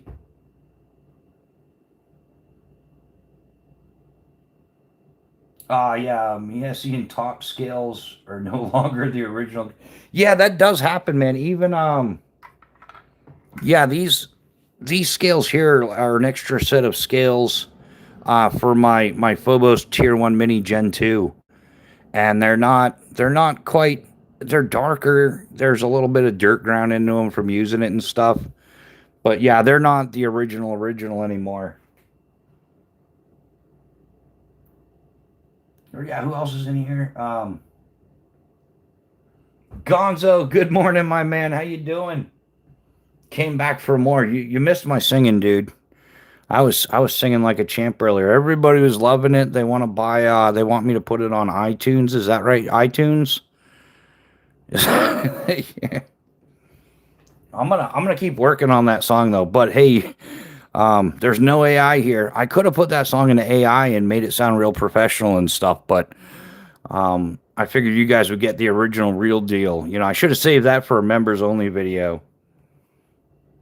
Put on a CD. No, no, Gonzo. I took a quick nap. Decided to come back for more. I was just motivated. I got up and I wasn't sure if Mrs. B was working or not or what time she was working. None of that goofy stuff. So I'm like, hey, I'll do an early morning live. And here we are. Tomorrow I'm gonna do tomorrow's Wednesday. Tomorrow's gonna be a happy hump day happy hour. That's gonna be the live for tomorrow. No, yeah, and I haven't done one of those in a while, Gonzo. Those actually throw a whooping at me. Yeah, I've started lives at 8 o'clock at night and not finished them till like 6, 7 o'clock the next morning. Yeah, that's why I don't use AI. I don't. I'm kind of joking when I say, oh, I should do an AI song. I don't even know how it works, nor do I care. Um, yeah, I have no interest in pursuing AI, and like I'm all about keeping it 100% real here. So yeah, no AI. We still haven't done a thumbnail. I've been doing lives now for a year and a half, I still haven't done a thumbnail for one of them. I guess you don't have to, or sometimes maybe that's my downfall. Maybe I would have hit like a bajillion subscribers by now. It'd be like the Mr. Beast of Bushcraft if I actually did a thumbnail. But I'm just like, no, no, there'll be no thumbnails, not for the lives at least. And I'll put an honest title there. The regulars know that I try to stick to the title, but sometimes I think I've tried to do the titles a little more vague. But Joseph, how you doing, my man? Good to see you. How's life treating you?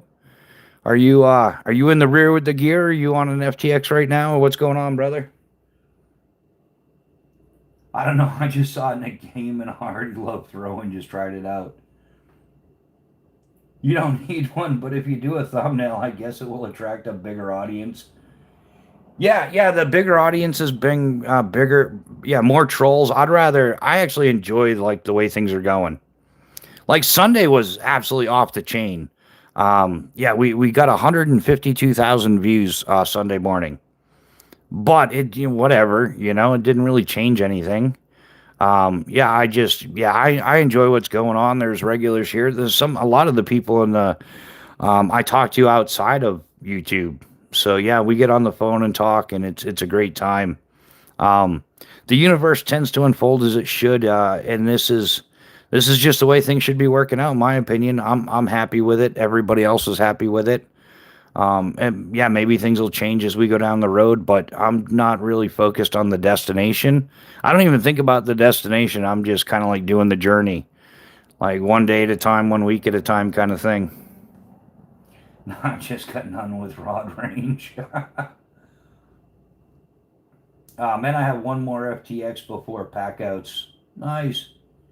Yeah, AI is kind of like, yeah, I'm not a fan of AI. And like, there's so much of it out there now. If I never, it's like Chinese products. I never would intentionally buy a Chinese product, but somehow you end up flipping the coffee mug over and it says made in China. AI is the same way. Like, I won't click on an AI video knowing it. And if I do start watching something and I come to the realization it's just AI slop, yeah, then I just like, yeah, I go backwards and I do the three dot thing, like, don't show me this again. Yeah, I've got no interest in watching it. So, and a lot of people I've talked to, they could care less. Like, it's whatever. It just turns into more AI slop. One of the most laid channels in the game, in my opinion.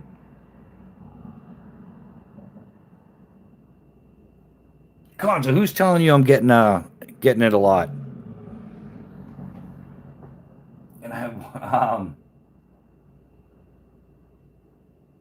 yeah, yeah, we do try to keep it laid back. And the other thing I hate is commercials, man.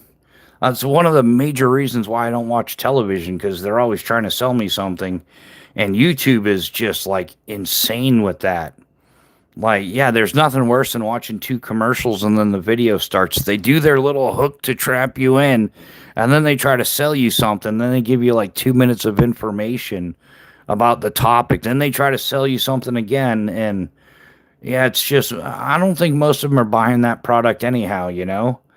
Like, if I tried to sell you guys a VPN, you'd be like, oh, Rigger Tom's full of shit this time.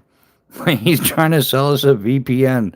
Or if I did, it'd kind of be more like a joke. I was trying to get that $7,000 check for a while. We were trying to support the land of the tiny hat people and how great they are and how wonderful they are. But I retract everything because I never got a $7,000 check, so they suck. We should stop sending them $10 billion. Done with that. But that was yeah, yeah, and that's all, and I love them too because they're mine, like legitimately mine. It's not like yeah, like Curtis and Marcus didn't send me anything. Phobos knives, I do know Eric Hansen, and I've been very transparent about what he sent me. But I was a customer of his years before I started YouTube. I bought my first knife set from Phobos Knives in 2019. And it's my first custom set my entire life as well too, which is even more awesome. But yeah, Eric Hansen and I got to talking from the get-go. We had a whole bunch in common. So yeah, we talk from time to time and everything. And then I was trying to expand my channel, and I learned about like a lot of people do pass arounds and stuff like that. I guess none of the real big knife companies do pass arounds, just the little knife companies that are selling you rebranded Chinese crap. They do pass arounds. I wasn't aware of that. But yeah, it's not common for like a reputable knife company to pass around knives for YouTube reviews and stuff like that. It's more like a small knife company thing. But I called up Eric Hansen because I have his cell phone number, and I'm like, "Hey, buddy, how's it going?" I was wondering if I could talk to you about something, and yeah, told him what I was trying to do, and he's like, "Yeah, sure, I got you," and he sent me some knives. So, but there's no contract. There's no. I can say whatever the hell I want, and he knows I will too. So he's fully aware that I just speak my mind. If I think something sucks, it sucks. If it's good, it's good. So, that's why I'm glad knives don't have a subscription to them. Yeah, that's gonna be next, right? Nice with a subscription. No, I do. I have a folder, man, right here. Kapow! This is my folder. I have one folder. It's really durable. It's the wow. I've said this 500 times now, and I'm stuttering like a moron. It's the Spyderco Sage 5 CF, the carbon fiber scaled version. And this was gifted to me by B&A, Brand New American. I'm sure a lot of you guys know them. Um, but yeah, for those that didn't know, for those asking, there he is, dude. Dude, like clockwork, B&A, there he is right there. Longtime channel member as well. But yeah, this is the one folder I carry. I don't really need more than one. Although, like, I've been carrying this one for a year and a half, and it has sentimental value. So I've been contemplating about like, all right, well, if I were gonna get a folding knife for off the pavement, what would that be? And that would reduce my chances of losing this knife. And in fact, at some point, um, I would like to retire this to my workbench area. And that way, there it's safe and secure in the house. It doesn't accidentally fall out of my pocket sometime, or you know what I'm saying? Yeah, I'd like to keep it safe. I'm gonna keep it with the crystals, B&A. The lucky. I'm gonna send those back for a recharge. I think I used up all the luck in the lucky crystals on Sunday. So God bless American, you fucktard. And that's how we roll here, Gonzo. You're absolutely right.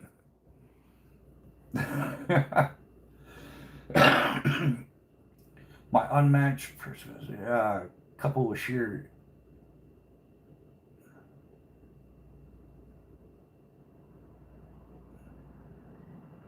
Yeah, rock on with yourself, Bobbity Bob. Bobbity Bob. You might as well just go. No, don't go with Ricky Bobby. I like that one too much. Bobbity Bob, how are you doing?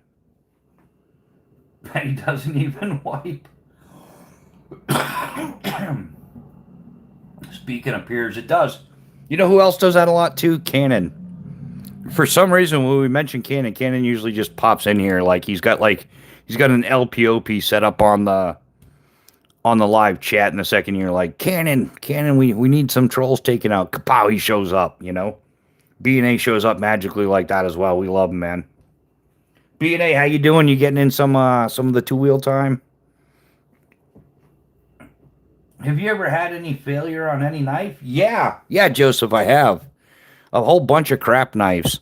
Um, every one of the large, because you think Navy SEALs, right? Navy SEALs, badass knives, right? The SOG SEAL, that was trash. I broke that one. Then they came out with the SOG SEAL 2000, broke that one. Then they came out with the SOG SEAL Elite, broke that one along with two out of the three pups.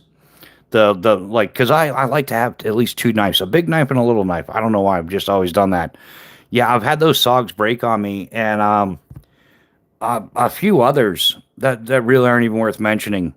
That's what got me into Spartan blades, because I was like, yeah, I don't need some super high end knife because I'm not some super secret Delta Force CIA operator. I'm a dude riding around on a bike that likes bushcrafting from time to time. So I got like mediocre knives, and when you try to put them to good use, they end up breaking. They fail you. That's what actually led me to Spartan blades. I started doing my research on the metallurgy and the different knives, and well, if other people are doing this, what are they using? Because my crap keeps breaking. And so yeah, I did the old school thing. I went to like Barnes and Noble and got some knife magazines and started reading up on it. And they had a thing on Spartan blades, so I gave him a call and I said, "Hey man, what's the deal? Like, what's a warranty? Because I've been breaking knives like a champ." And it was Curtis that I spoke to, and we ended up talking a little bit of shop. And he's like, "Look, man, I'll tell you what." He goes, "I talked to you personally. I'll remember who you are." He goes, "You can, if you buy the knives, use them, beat them up, give me, be reasonable, like don't go wrapping them with C4 or something stupid, but um, put the knives through their paces. If you like them, keep them." He says, "If you don't, send them back to me specifically. Give me a call." And he goes, "I'll refund 100% of your money." He goes, "I understand your concerns." And yeah, he ended up calling me back like 2 months later, asked me how things were going, and I'm like, "Dude, I'm keeping your knives. Like, I'm not. I mean, I paid for them, but I'm not returning them. Like these things are working out great. I love them." So that's, yeah, actually breaking a bunch of knives. I've also broke back in the day. I broke a few knives. Oh, I broke a K bar that broke off right at the hilt. The Air Force pilot survival knife. I broke one of those. Remember that one with the compass in the back of the handle? Yeah, I think I broke at least two of those. One of them, that high quality pleather. I was running through the woods, actually here in Concord, New Hampshire. I was running through the woods and the sheath kind of ripped. I never noticed the knife lost. I don't know. I didn't. At least it wasn't stuck in my leg or something. So yeah, I've broke a few knives. I've had a few knives fail. There's some stuff that I had good luck, decent luck with, but I really didn't put it through the paces. I've owned both the Gerber LMF and the BMF. Yeah, great PX specials back in the day. Yeah, along with the Gerber Gator, the Gerber Multiplier, or the multi tool, the flick out Gerber. Yeah, I had a SOG power assist that actually lasted quite a long time. I want to say like 10, 12 years. I know I overpaid through it because I bought it through Paragear, but that finally broke on me. So yeah, I've broke plenty of stuff. Yeah, backup for the backup. Yeah. Yeah, it's like when it gets to like two is one is none, but hey man, get three. That's way more fun. Um yeah, Spartan Blades, the customer service is just absolutely outstanding. No complaints. I have zero complaints about Spartan Blades at all. Anything that I've said about his knives is like 100% accurate. And they do exactly what they're designed to do. Me misusing them, and they're still fine. But like the Frike, like I was saying, it's designed to be like an EDC compact, self defense type thing. The fact that I tried using it for bushcrafting is my own fault. They didn't design it to be like feather sticking for a half hour, carving a walking stick for 2 hours. But Cannon, what's happening? That's sacrilege. You broke my K bar, for shame, Mortem.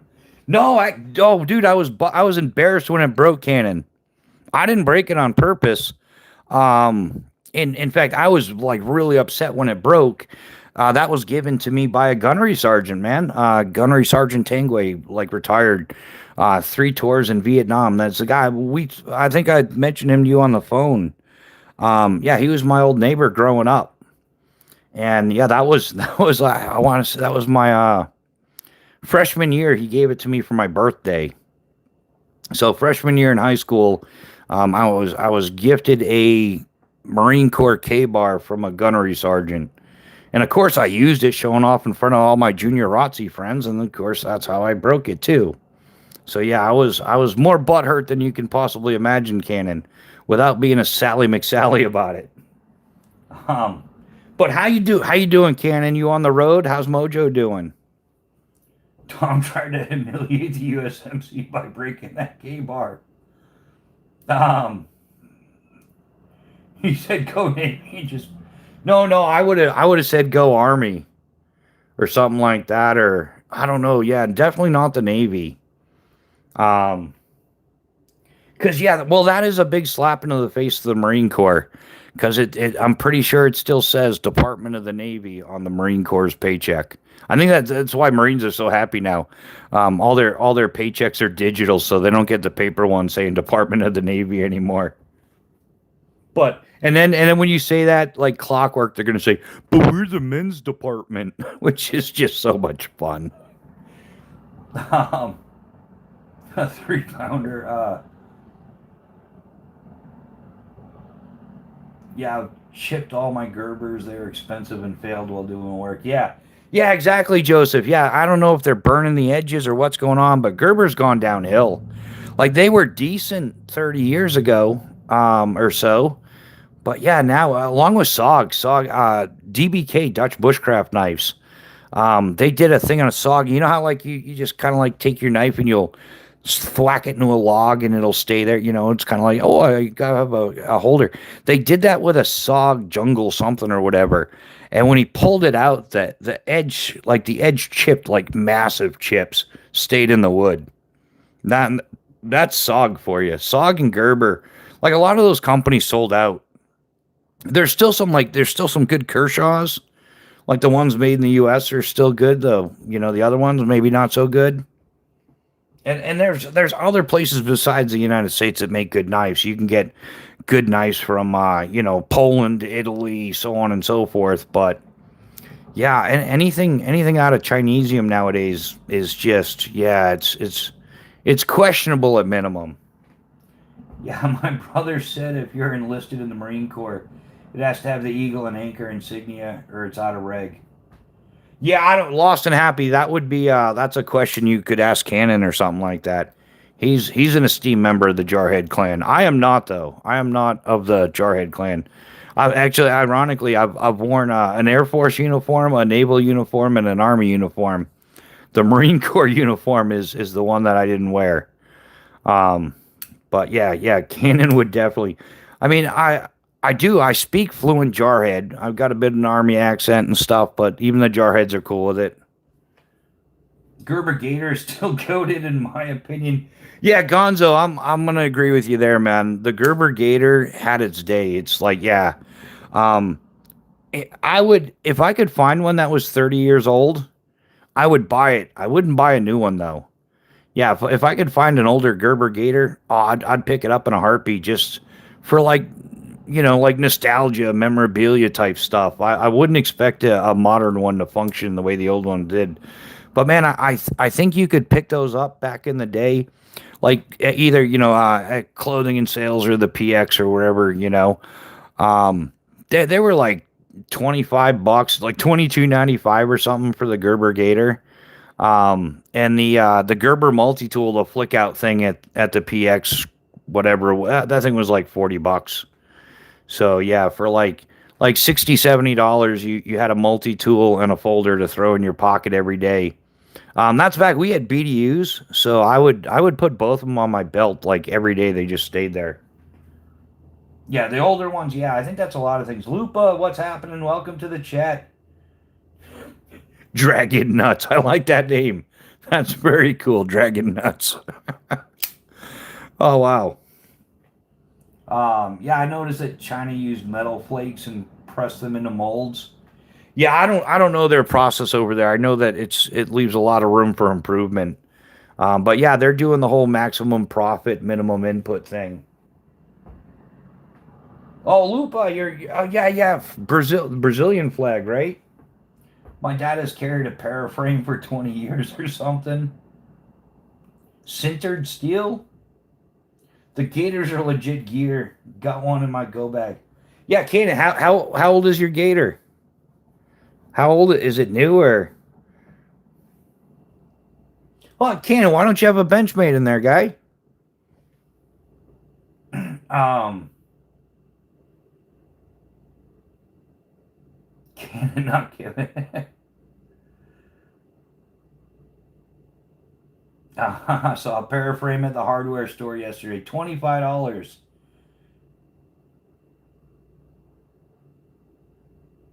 Oh, that's wild, BNA.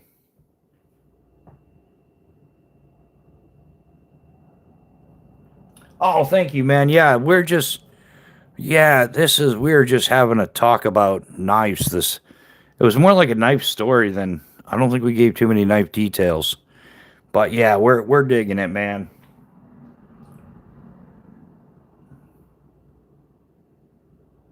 No, got to be 25, 30 years bench made in my pocket. Yeah.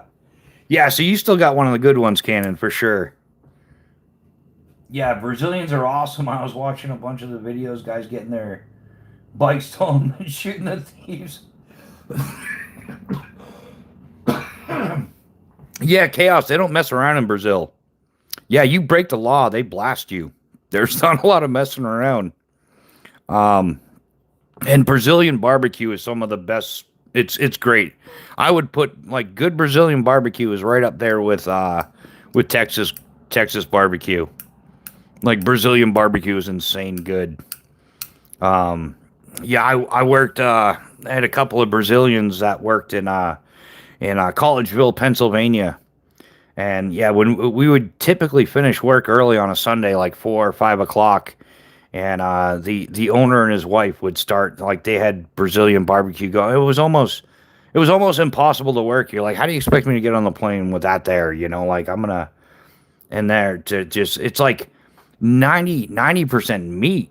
Like it's beef and cooked great and flavored and seasoned and it's delicious.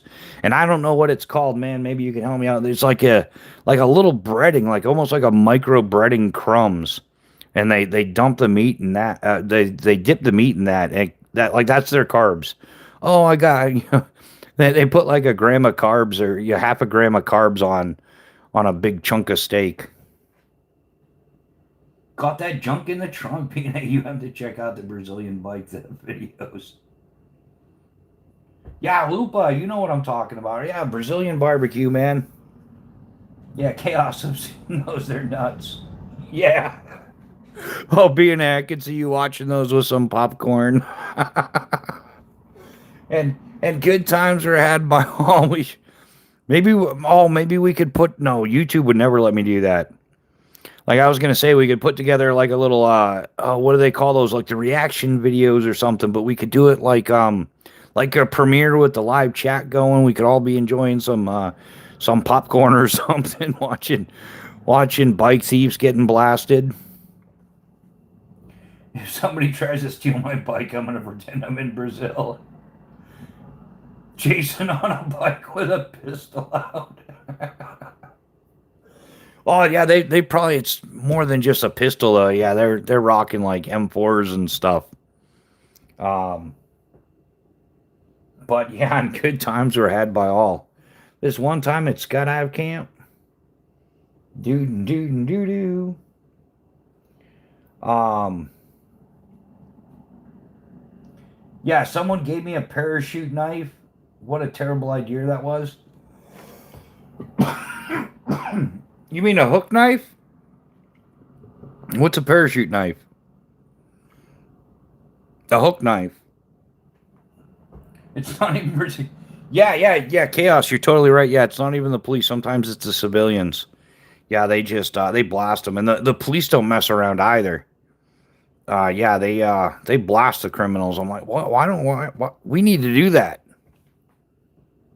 Look up active self defense. He's a great YouTuber. Yeah, I'll do that for sure, Joseph. That's awesome, man. So how are things going there? You haven't been hitting the Jinro Soju too much, have you? That's dude, too much Jinro Soju will make you an EIOU one.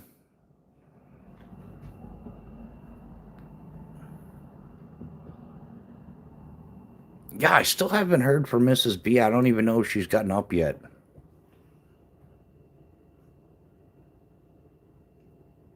Yeah, I know there. I usually find the non over edited, overly censored ones on BitChute.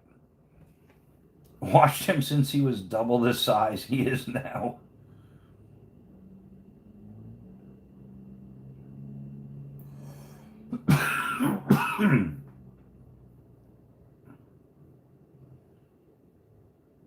Yeah, they put a no. They put on a no alcohol due to the rod range. Oh, gotcha. Yeah, I know that man. Yeah, a lot of people were drinking that when I was there. There's I don't know, I can't remember what it's called, man. But I know a few people. I had to walk a guy to it. It's like AA for the army. We had one dude got in a bunch of trouble. Ended up getting like man, he had like 60 days extra duty restriction. Um, yeah, man. Yeah, man. But we had to walk him to like an AA meeting. The military has some other name for it. I forget what it's called. But yeah, I was like shocked, man, because I thought it was gonna be like him and like two or three other dudes going like, "Hi, my name's Private Dumbass." You know, I got stupid drinking and dude, but there was like 100 dudes there. I was like, "Get out of here, no way!" And it was such a oh man, what a crazy thing. But yeah, yeah. So are you talking about the guy in Detroit? Oh, is that? Hold on a second, guys.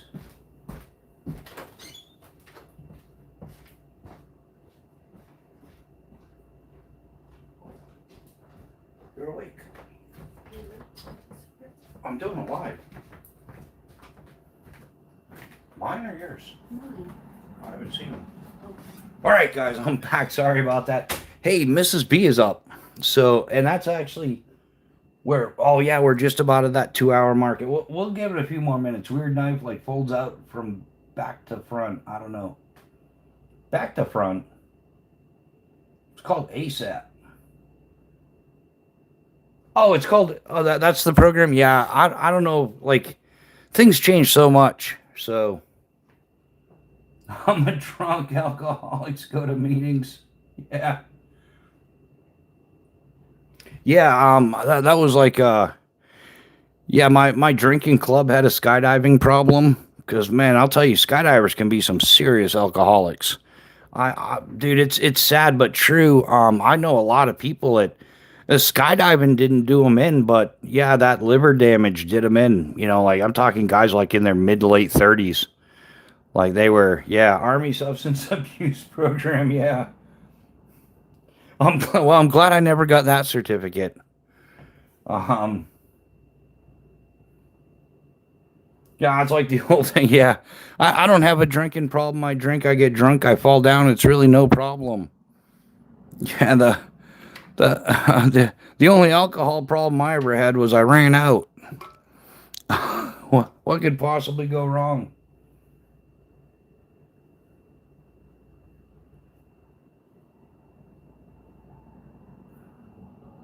Yeah, it's like what's the new? In fact, I was talking to Cannon about this the other day. What's the new PLDC? Because that one it changed like after I got out. Like PLDC used to be like, for your E5 primary leadership development course, but now it's something different. I don't know what it is. Not that it matters, but I'm just, one of those things. And I'm sure there's been a ton of changes to the AR 670-1 as well, but yeah, I'm not rocking that either. I hate the bugs out. Yeah, the bug everything there sucks, man, but it's all a good time. Yeah, there's some pretty vicious bugs. The mosquitoes, they like form up into squadrons. I think they're like modified mosquitoes from Florida. Stay strapped, don't get clapped. Gonzo, you're not kidding, man. That's a solid plan. Yeah, the bugs out there are vicious. You got to be careful too, because don't use field Ajima. Like if you're out, I don't know if they're still doing it, but they had like the FTX set up and like Field Ajima would come out there and set up all her little stuff in a GP small, and yeah, she'd cook like ramen noodles and yakimen and stuff like that, and she'll put it on a tab. But then when she comes around and collects, she like triples the tab, and it's like your word against hers, and the government's like you're paying. So yeah, it like either pay like every time you go, or like don't ever run a tab with Field Ajima.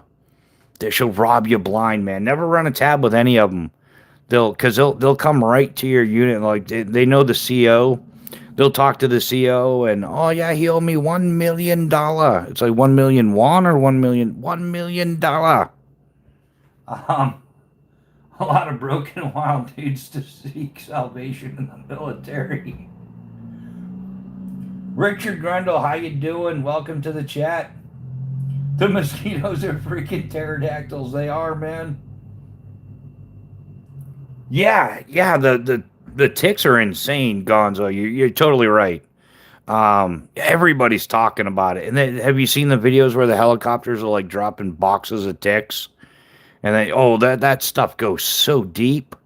Like the alpha gal syndrome you can get from the Lone Star ticks. I don't know about the other ticks, but that makes you allergic to meat, to real meat. But get this, you're not allergic to the lab grown trash. You know who happens to that Bill? What's his name?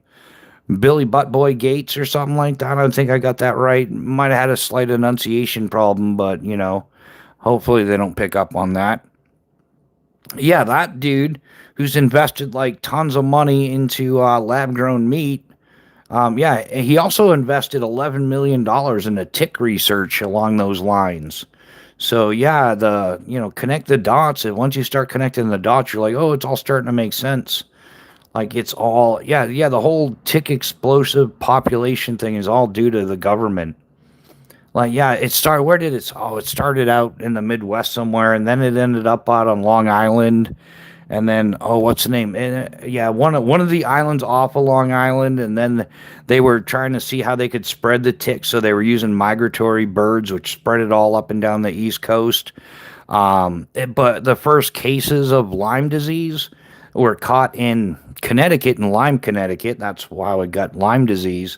But there was like five children and three adults, or is it three adults and five children? I don't know. Fact check that one on your own, guys. That were originally infected with Lyme disease, and for years they thought it was like some type of arthritis or a half a dozen other things, and then they finally figured out that it was Lyme disease, and that's how it was spreading. And yeah, another one of those like MK Ultra, but the tick version. Bill Nye, the science guy. Yeah, no, Cannon. Bill Gates, the psychopath, supposed philanthropist, which he's just a psychopath. I think it's people like him. Anybody remember the Georgia Guidestones? That whole the Earth should maintain a population of roughly 500 million, all that stuff, and then during the cough, like somehow it got blown up. Yeah, I think it's people like Bill Gates behind stuff like that have this. They have their philanthropist, perfect little world version of what's going on, and that's what they aim for. They don't care about us. It's like one of those. It's the elites versus common folk. It's pretty much been like that throughout all of history, if you think about it. Whether it was a Caesar there or a king here or crazy queen there. Yeah, that's the last thing the world needed was like a bunch of PMS and queens telling people what to do, making rules, and yeah, the most amount of like people that visit the guillotine, whatever. Um, he's a comic book villain. IMB, that sounded weird. Where I'm from, it's true. A lot didn't make the cut. I have so much respect for the nines that do. I'm allergic to the WHO and anything to do. Yeah. Did you guys hear all the stuff that's coming out about the Fauci? Um, yeah, dude, it's insane. Like, yeah, taxpayer dollars going towards the gain of function research. And Big Pharma, go figure, right? Because this would never happen. Big Pharma was kind of like paying off the Fauci cartel so that they could make billions. That's why they came out with all that you can't sue them, it's like it's an experimental thing, and there can be, yeah, there's all kinds of stuff. There's people that are developing like at the injection spot. There's tons of people that started developing cancer like right there. Like, yeah, go down that rabbit hole, and oh man, it's a mess.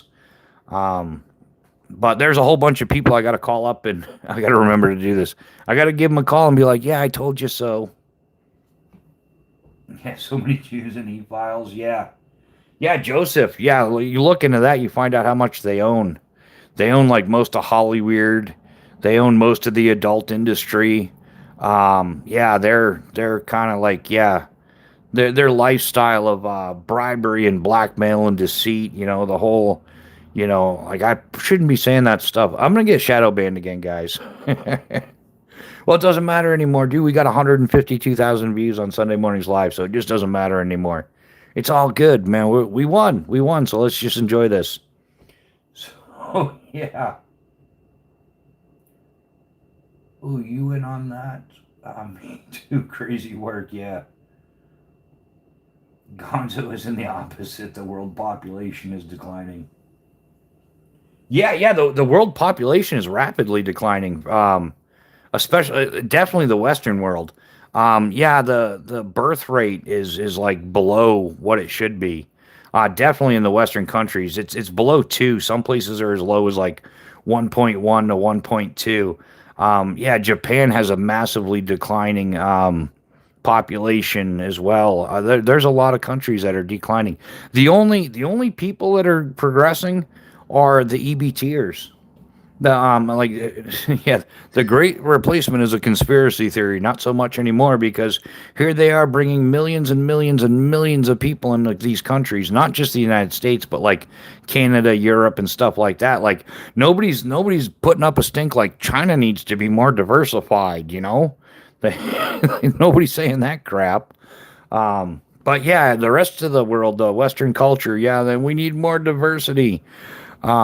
Yeah, it's not working out, and but they're collecting EBT, like $4,000 a month because they had 8 kids. You know, Durka's got, he's married to 4 wives, and each one of them have 4 kids. And so, yeah, he's got, Durka fathered 16 kids. Meanwhile, your average American, like can't afford to live. But yeah, as long as they've got their public assistance and their leering centers and their hospice care, all these different ways they're robbing us blind, as well as taking all our tax money and sending it out to foreign aid. Like, yeah, man, people need to remind the people that are making these decisions that they work for the people. And the United States is a country, we're not a charity. We shouldn't have an open door policy. We should have borders just like all the other countries. Like, yeah, I have no problems whatsoever with legal immigration. I'm 110% for it. But this mass uncontrolled illegal immigration of unvetted people that come here that, probably hate us anyhow. Like, yeah, they can hashtag suck it. We're kind of done with that stuff. Yeah, yeah, Joseph. Yeah, the West is dying, and it's. So I don't know, man. So we got to like step up and save the place somehow. I don't know. I'm not advocating for anything that would get me in trouble. Definitely not. But at some point, somebody's going to have to open up a can of whoop ass. Because yeah, I think we're getting to the point we can't vote our way out of this anymore. Like, how can you vote your way out when the election system is so corrupt? Like, look at what just happened again in L.A. That another election. Nothing to see here, folks. 100% but it's 100% BS is what it is. Um,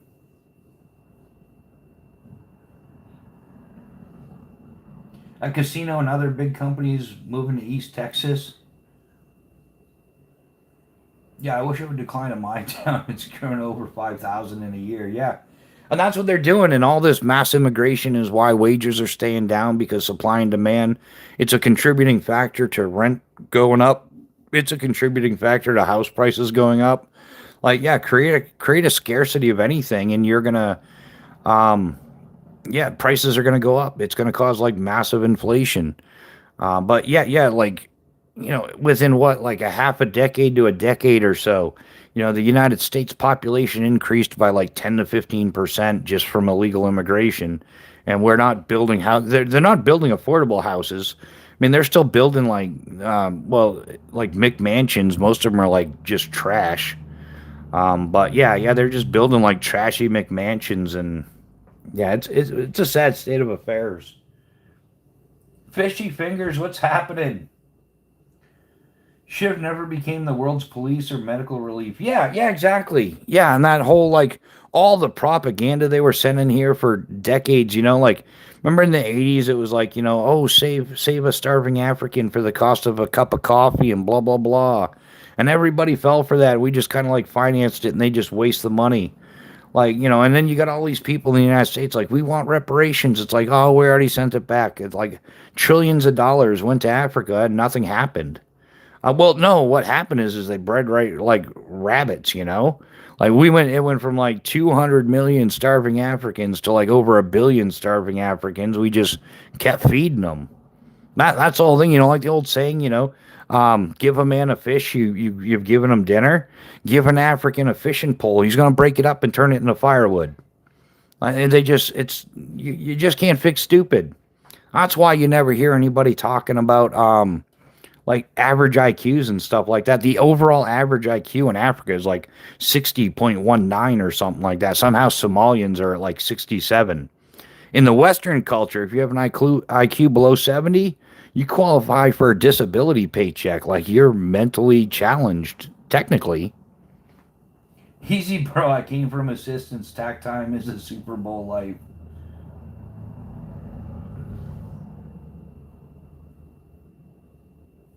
Oh, I don't have any problems with that.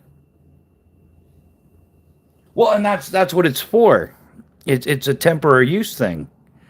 Um, it wasn't meant to finance, some woman that has 9 kids from 9 different baby daddies or whatever it's called.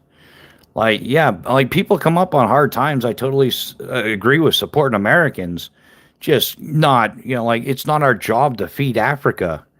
It's not our job to supply 20-30 million dollars to Iran so they can have a Sesame Street.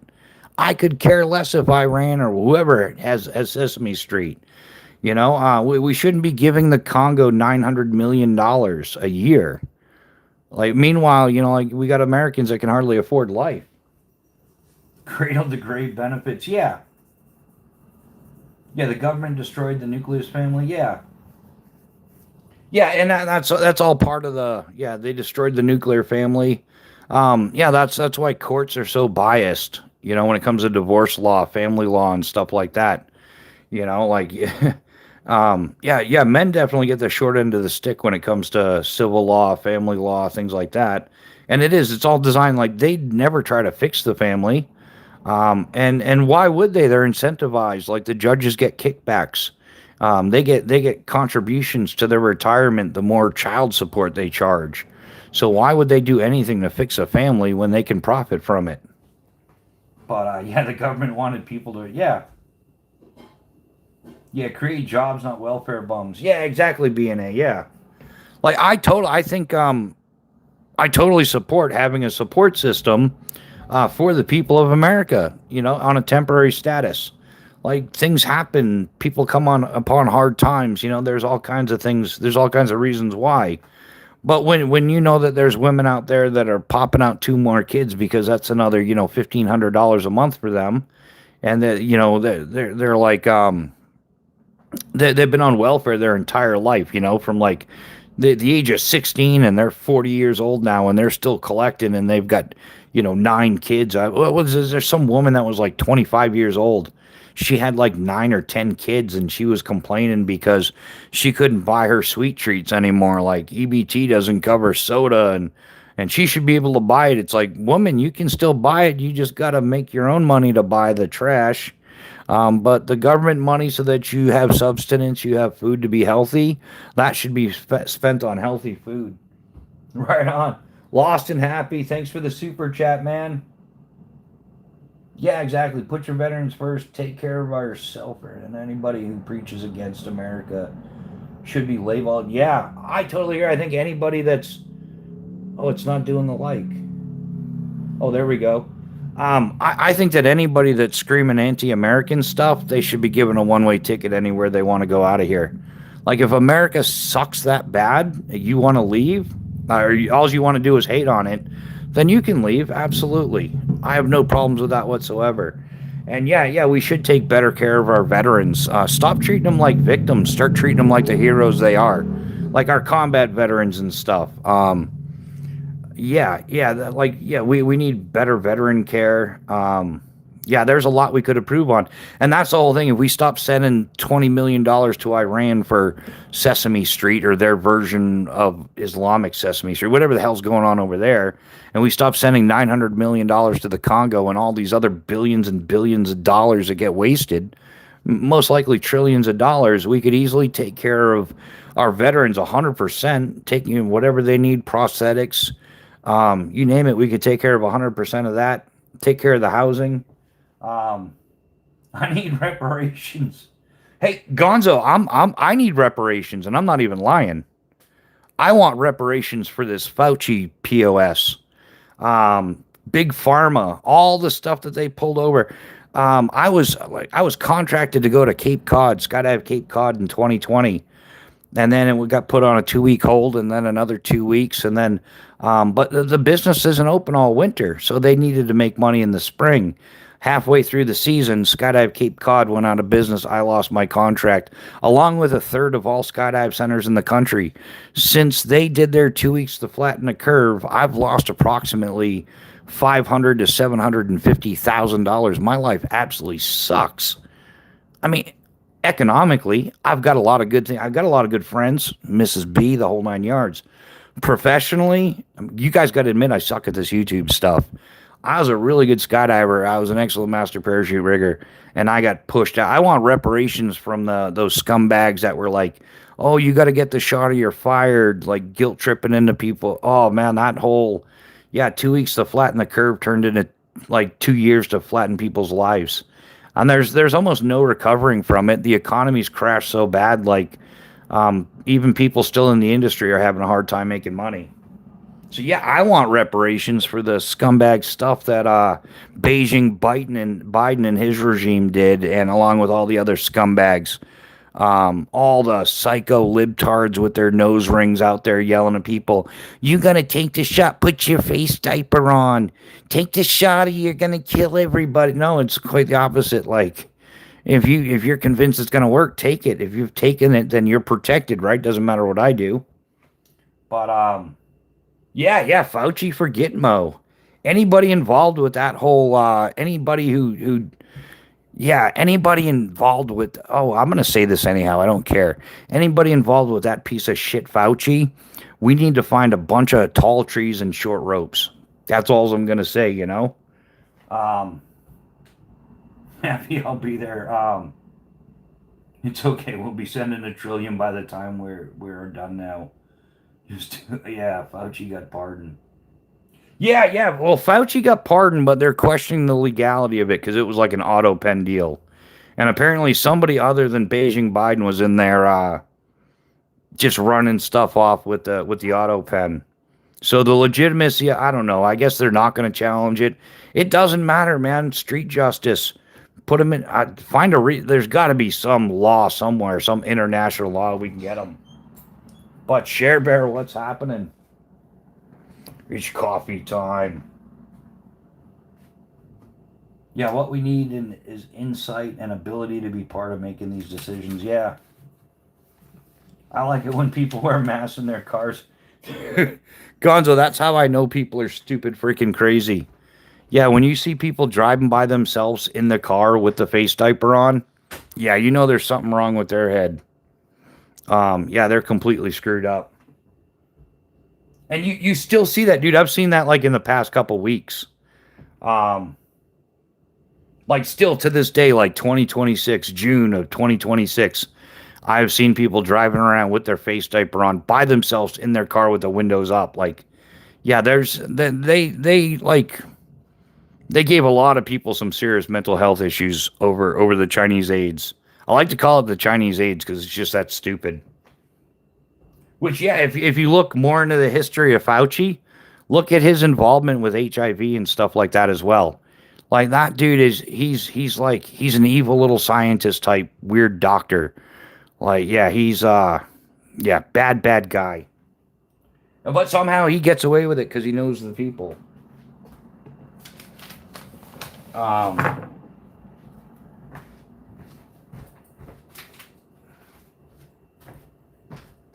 so yeah, I don't know how that dude gets away with it, but he still gets away. It's repulsive. Um, At some point we got to figure out some way to fix this. Like Americans need to unite, and yeah, we need to stop arguing left or right and following for all their propaganda stuff, and yeah, put our foot down and make some things happen. So yeah, I only wore a mask because I rode the bus to work and didn't want to deal with it. Yeah, see, that's the whole thing. Yeah, I didn't wear it at all. I wouldn't wear it anywhere. Like that's one of the reasons Mrs. B was like, "Yeah, you can stay home," because she would yeah, you'd go. I'd go walking into Walmart like, "Excuse me, sir, would you like to put a face mask on?" I'd be like, "No." But sir, I'd be like, I already said no. Which part of that didn't you understand? Like, I'm not gonna sit here and be pressured by some little teeny bopper wearing his fancy blue vest at Wally World telling me to put a face diaper on. Like, there's no law saying that I have to, and yeah, wow, I got in trouble. Um, it reminds me of Mr. Burns. We need to rise against our current corrupted government. Yeah, yeah, and it is. It's become like an oligarch ruled situation where, yeah, it doesn't matter who's in that office. They're corrupt one way or another. They all have, like, I've narrowed it down. There's two types of politicians. There's the politician that wants to go into politics because they want some of that money. They want the money laundering, you know what I'm talking about. All the crooked money that goes around. They go in there to be rich. They start off broke. You know, people like AOC and Ilhan Omar and a whole bunch of the other politicians. They go in there broke and they go in there to steal money.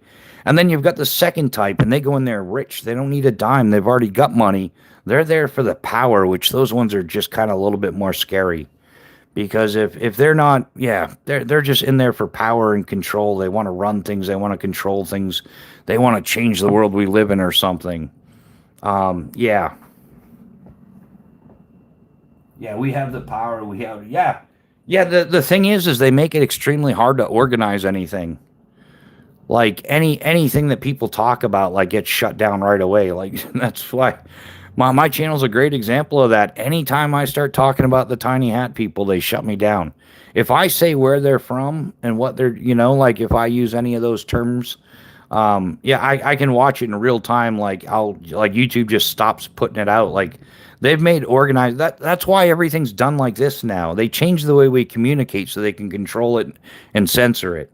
Like if the malls were still open and it was a bunch of guys sitting down having coffee, they can't really control what we're talking about.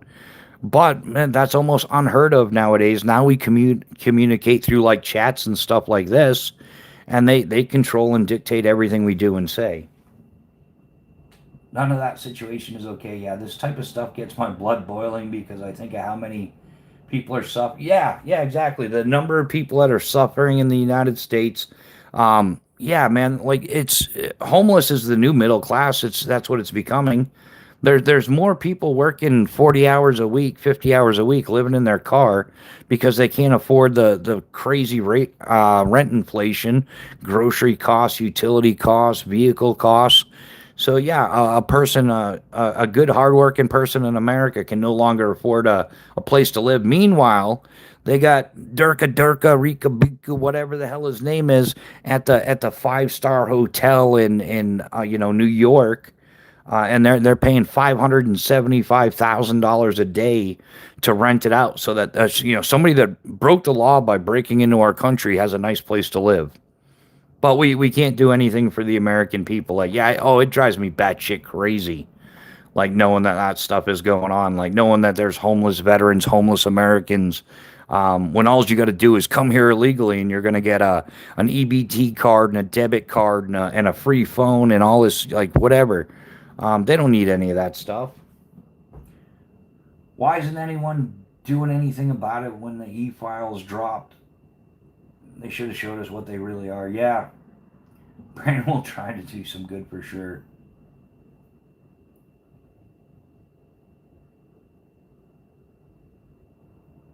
Oh yeah, yeah. I don't have time for the the Kool-Aid colored hair people with their septum rings, wanting to create some crazy new wackadoo pronoun, the Z or zer, zig zig zig ziggity zag, whatever.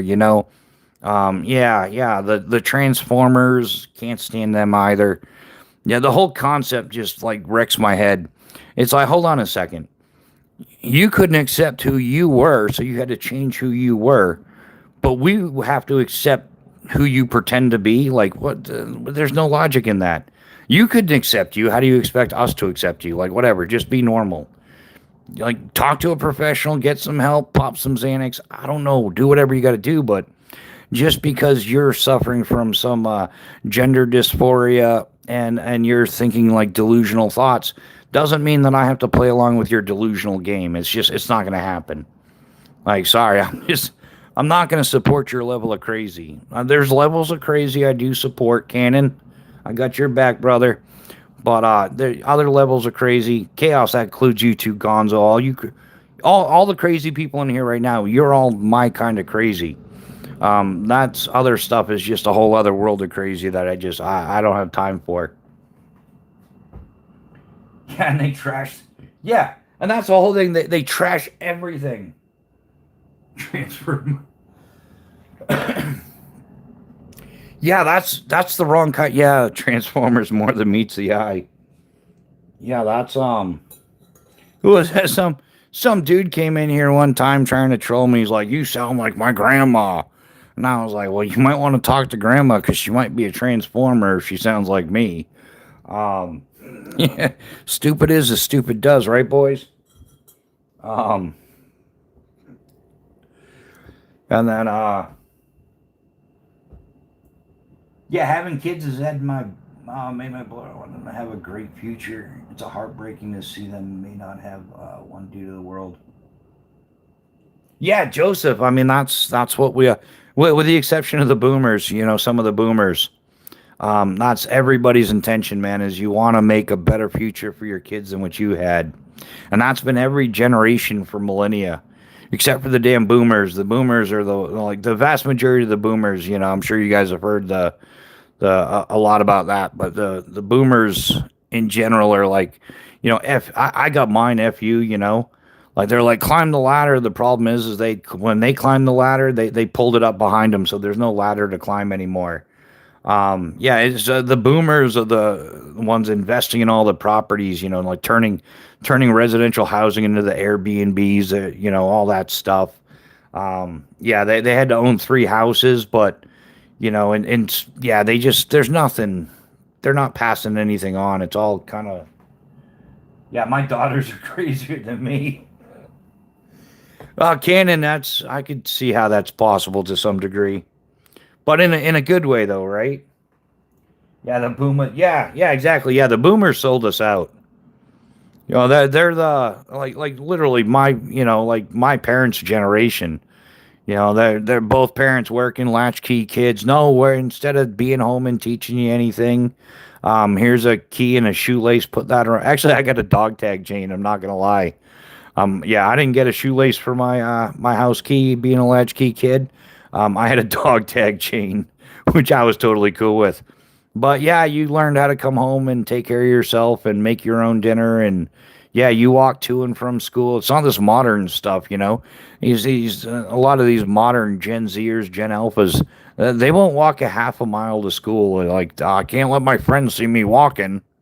And whatever. We used to meet up as a group and walk to school together, and then we would get our bikes and ride together. It was great, man. But yeah, now it's what is it? It's only like 13% of kids walk to school now. I was watching a thing on it recently. Flea market knives for life. I don't know, man. That flea market knives are QVC knives, at least in my experience. If you used to watch QVC back in the day, you know the Insomniac QVC knife specials, where they always had a better deal, and then they always had that big Bowie knife that came in. This is the American Freedom Bowie knife, and it had like a screaming eagle on there or something, but it looked more like a choking chicken. Or they came in like a Wakasaki super Japanese knife. Yeah, and it was only four easy installments of $39.95, and you got all 187 of these knives. But wait, there's more. Yeah, I always wondered who bought that stuff. And then I went to a flea market and I saw like four separate tables that all had the same packages as stuff I had seen on QVC. So yeah, that's where those QVC knives comes. Like they would break it down like per cost. Like you're only paying 73 cents per knife, and you're like, what the hell am I getting for 73 cents per knife? Um, I used to walk to school uphill both ways, and I can prove it. I was a poor little delinquent. I love the Cutlery Corner or something. Forgot the name. Yeah, I can't even remember the name of it. Yeah, but man, I watched it like a ton. I guess I wasn't poor, but I was, what's a proper, I was like a blade, what do they call it when you like to watch guys?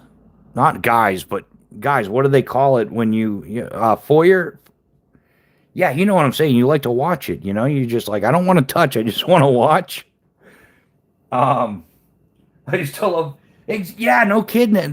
Well, you don't have to go far for that. There's a lot of YouTube channels that are just like QVC. But wait, there's more if you click the link in the description. Right? Am I right? Am I right? There's a lot of that going around. Like there's no way I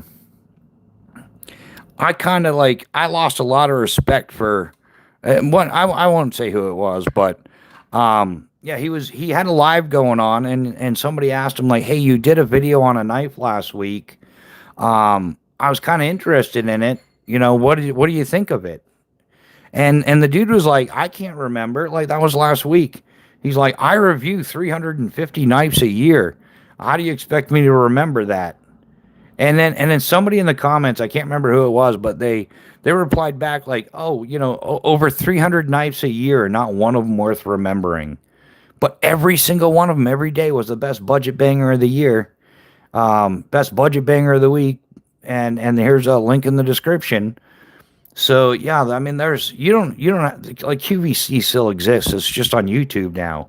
They figured out a better way of marketing it. Like why put out commercials to random people that have no interest when you can find YouTube channels that specifically like that's their forte. That's what they do. Well, I wouldn't really call that's what they do. Like they're putting out knives and budget bangers. Chinesium galore. And so these Chinesium knife companies they use them to make commercials, and then they pass it around to their friends who make more free commercials. So yeah, the MSRP is $50, the wholesale is $25. They gave it to one YouTuber, it gets passed around to 20 other YouTubers, and they're each paying $5 to $10 in shipping, and so it gets passed around. So yeah, China's just they're just people shilling for China. I used to watch the cooking channel when I was high. Because I didn't get stuff. How much you want to get paid?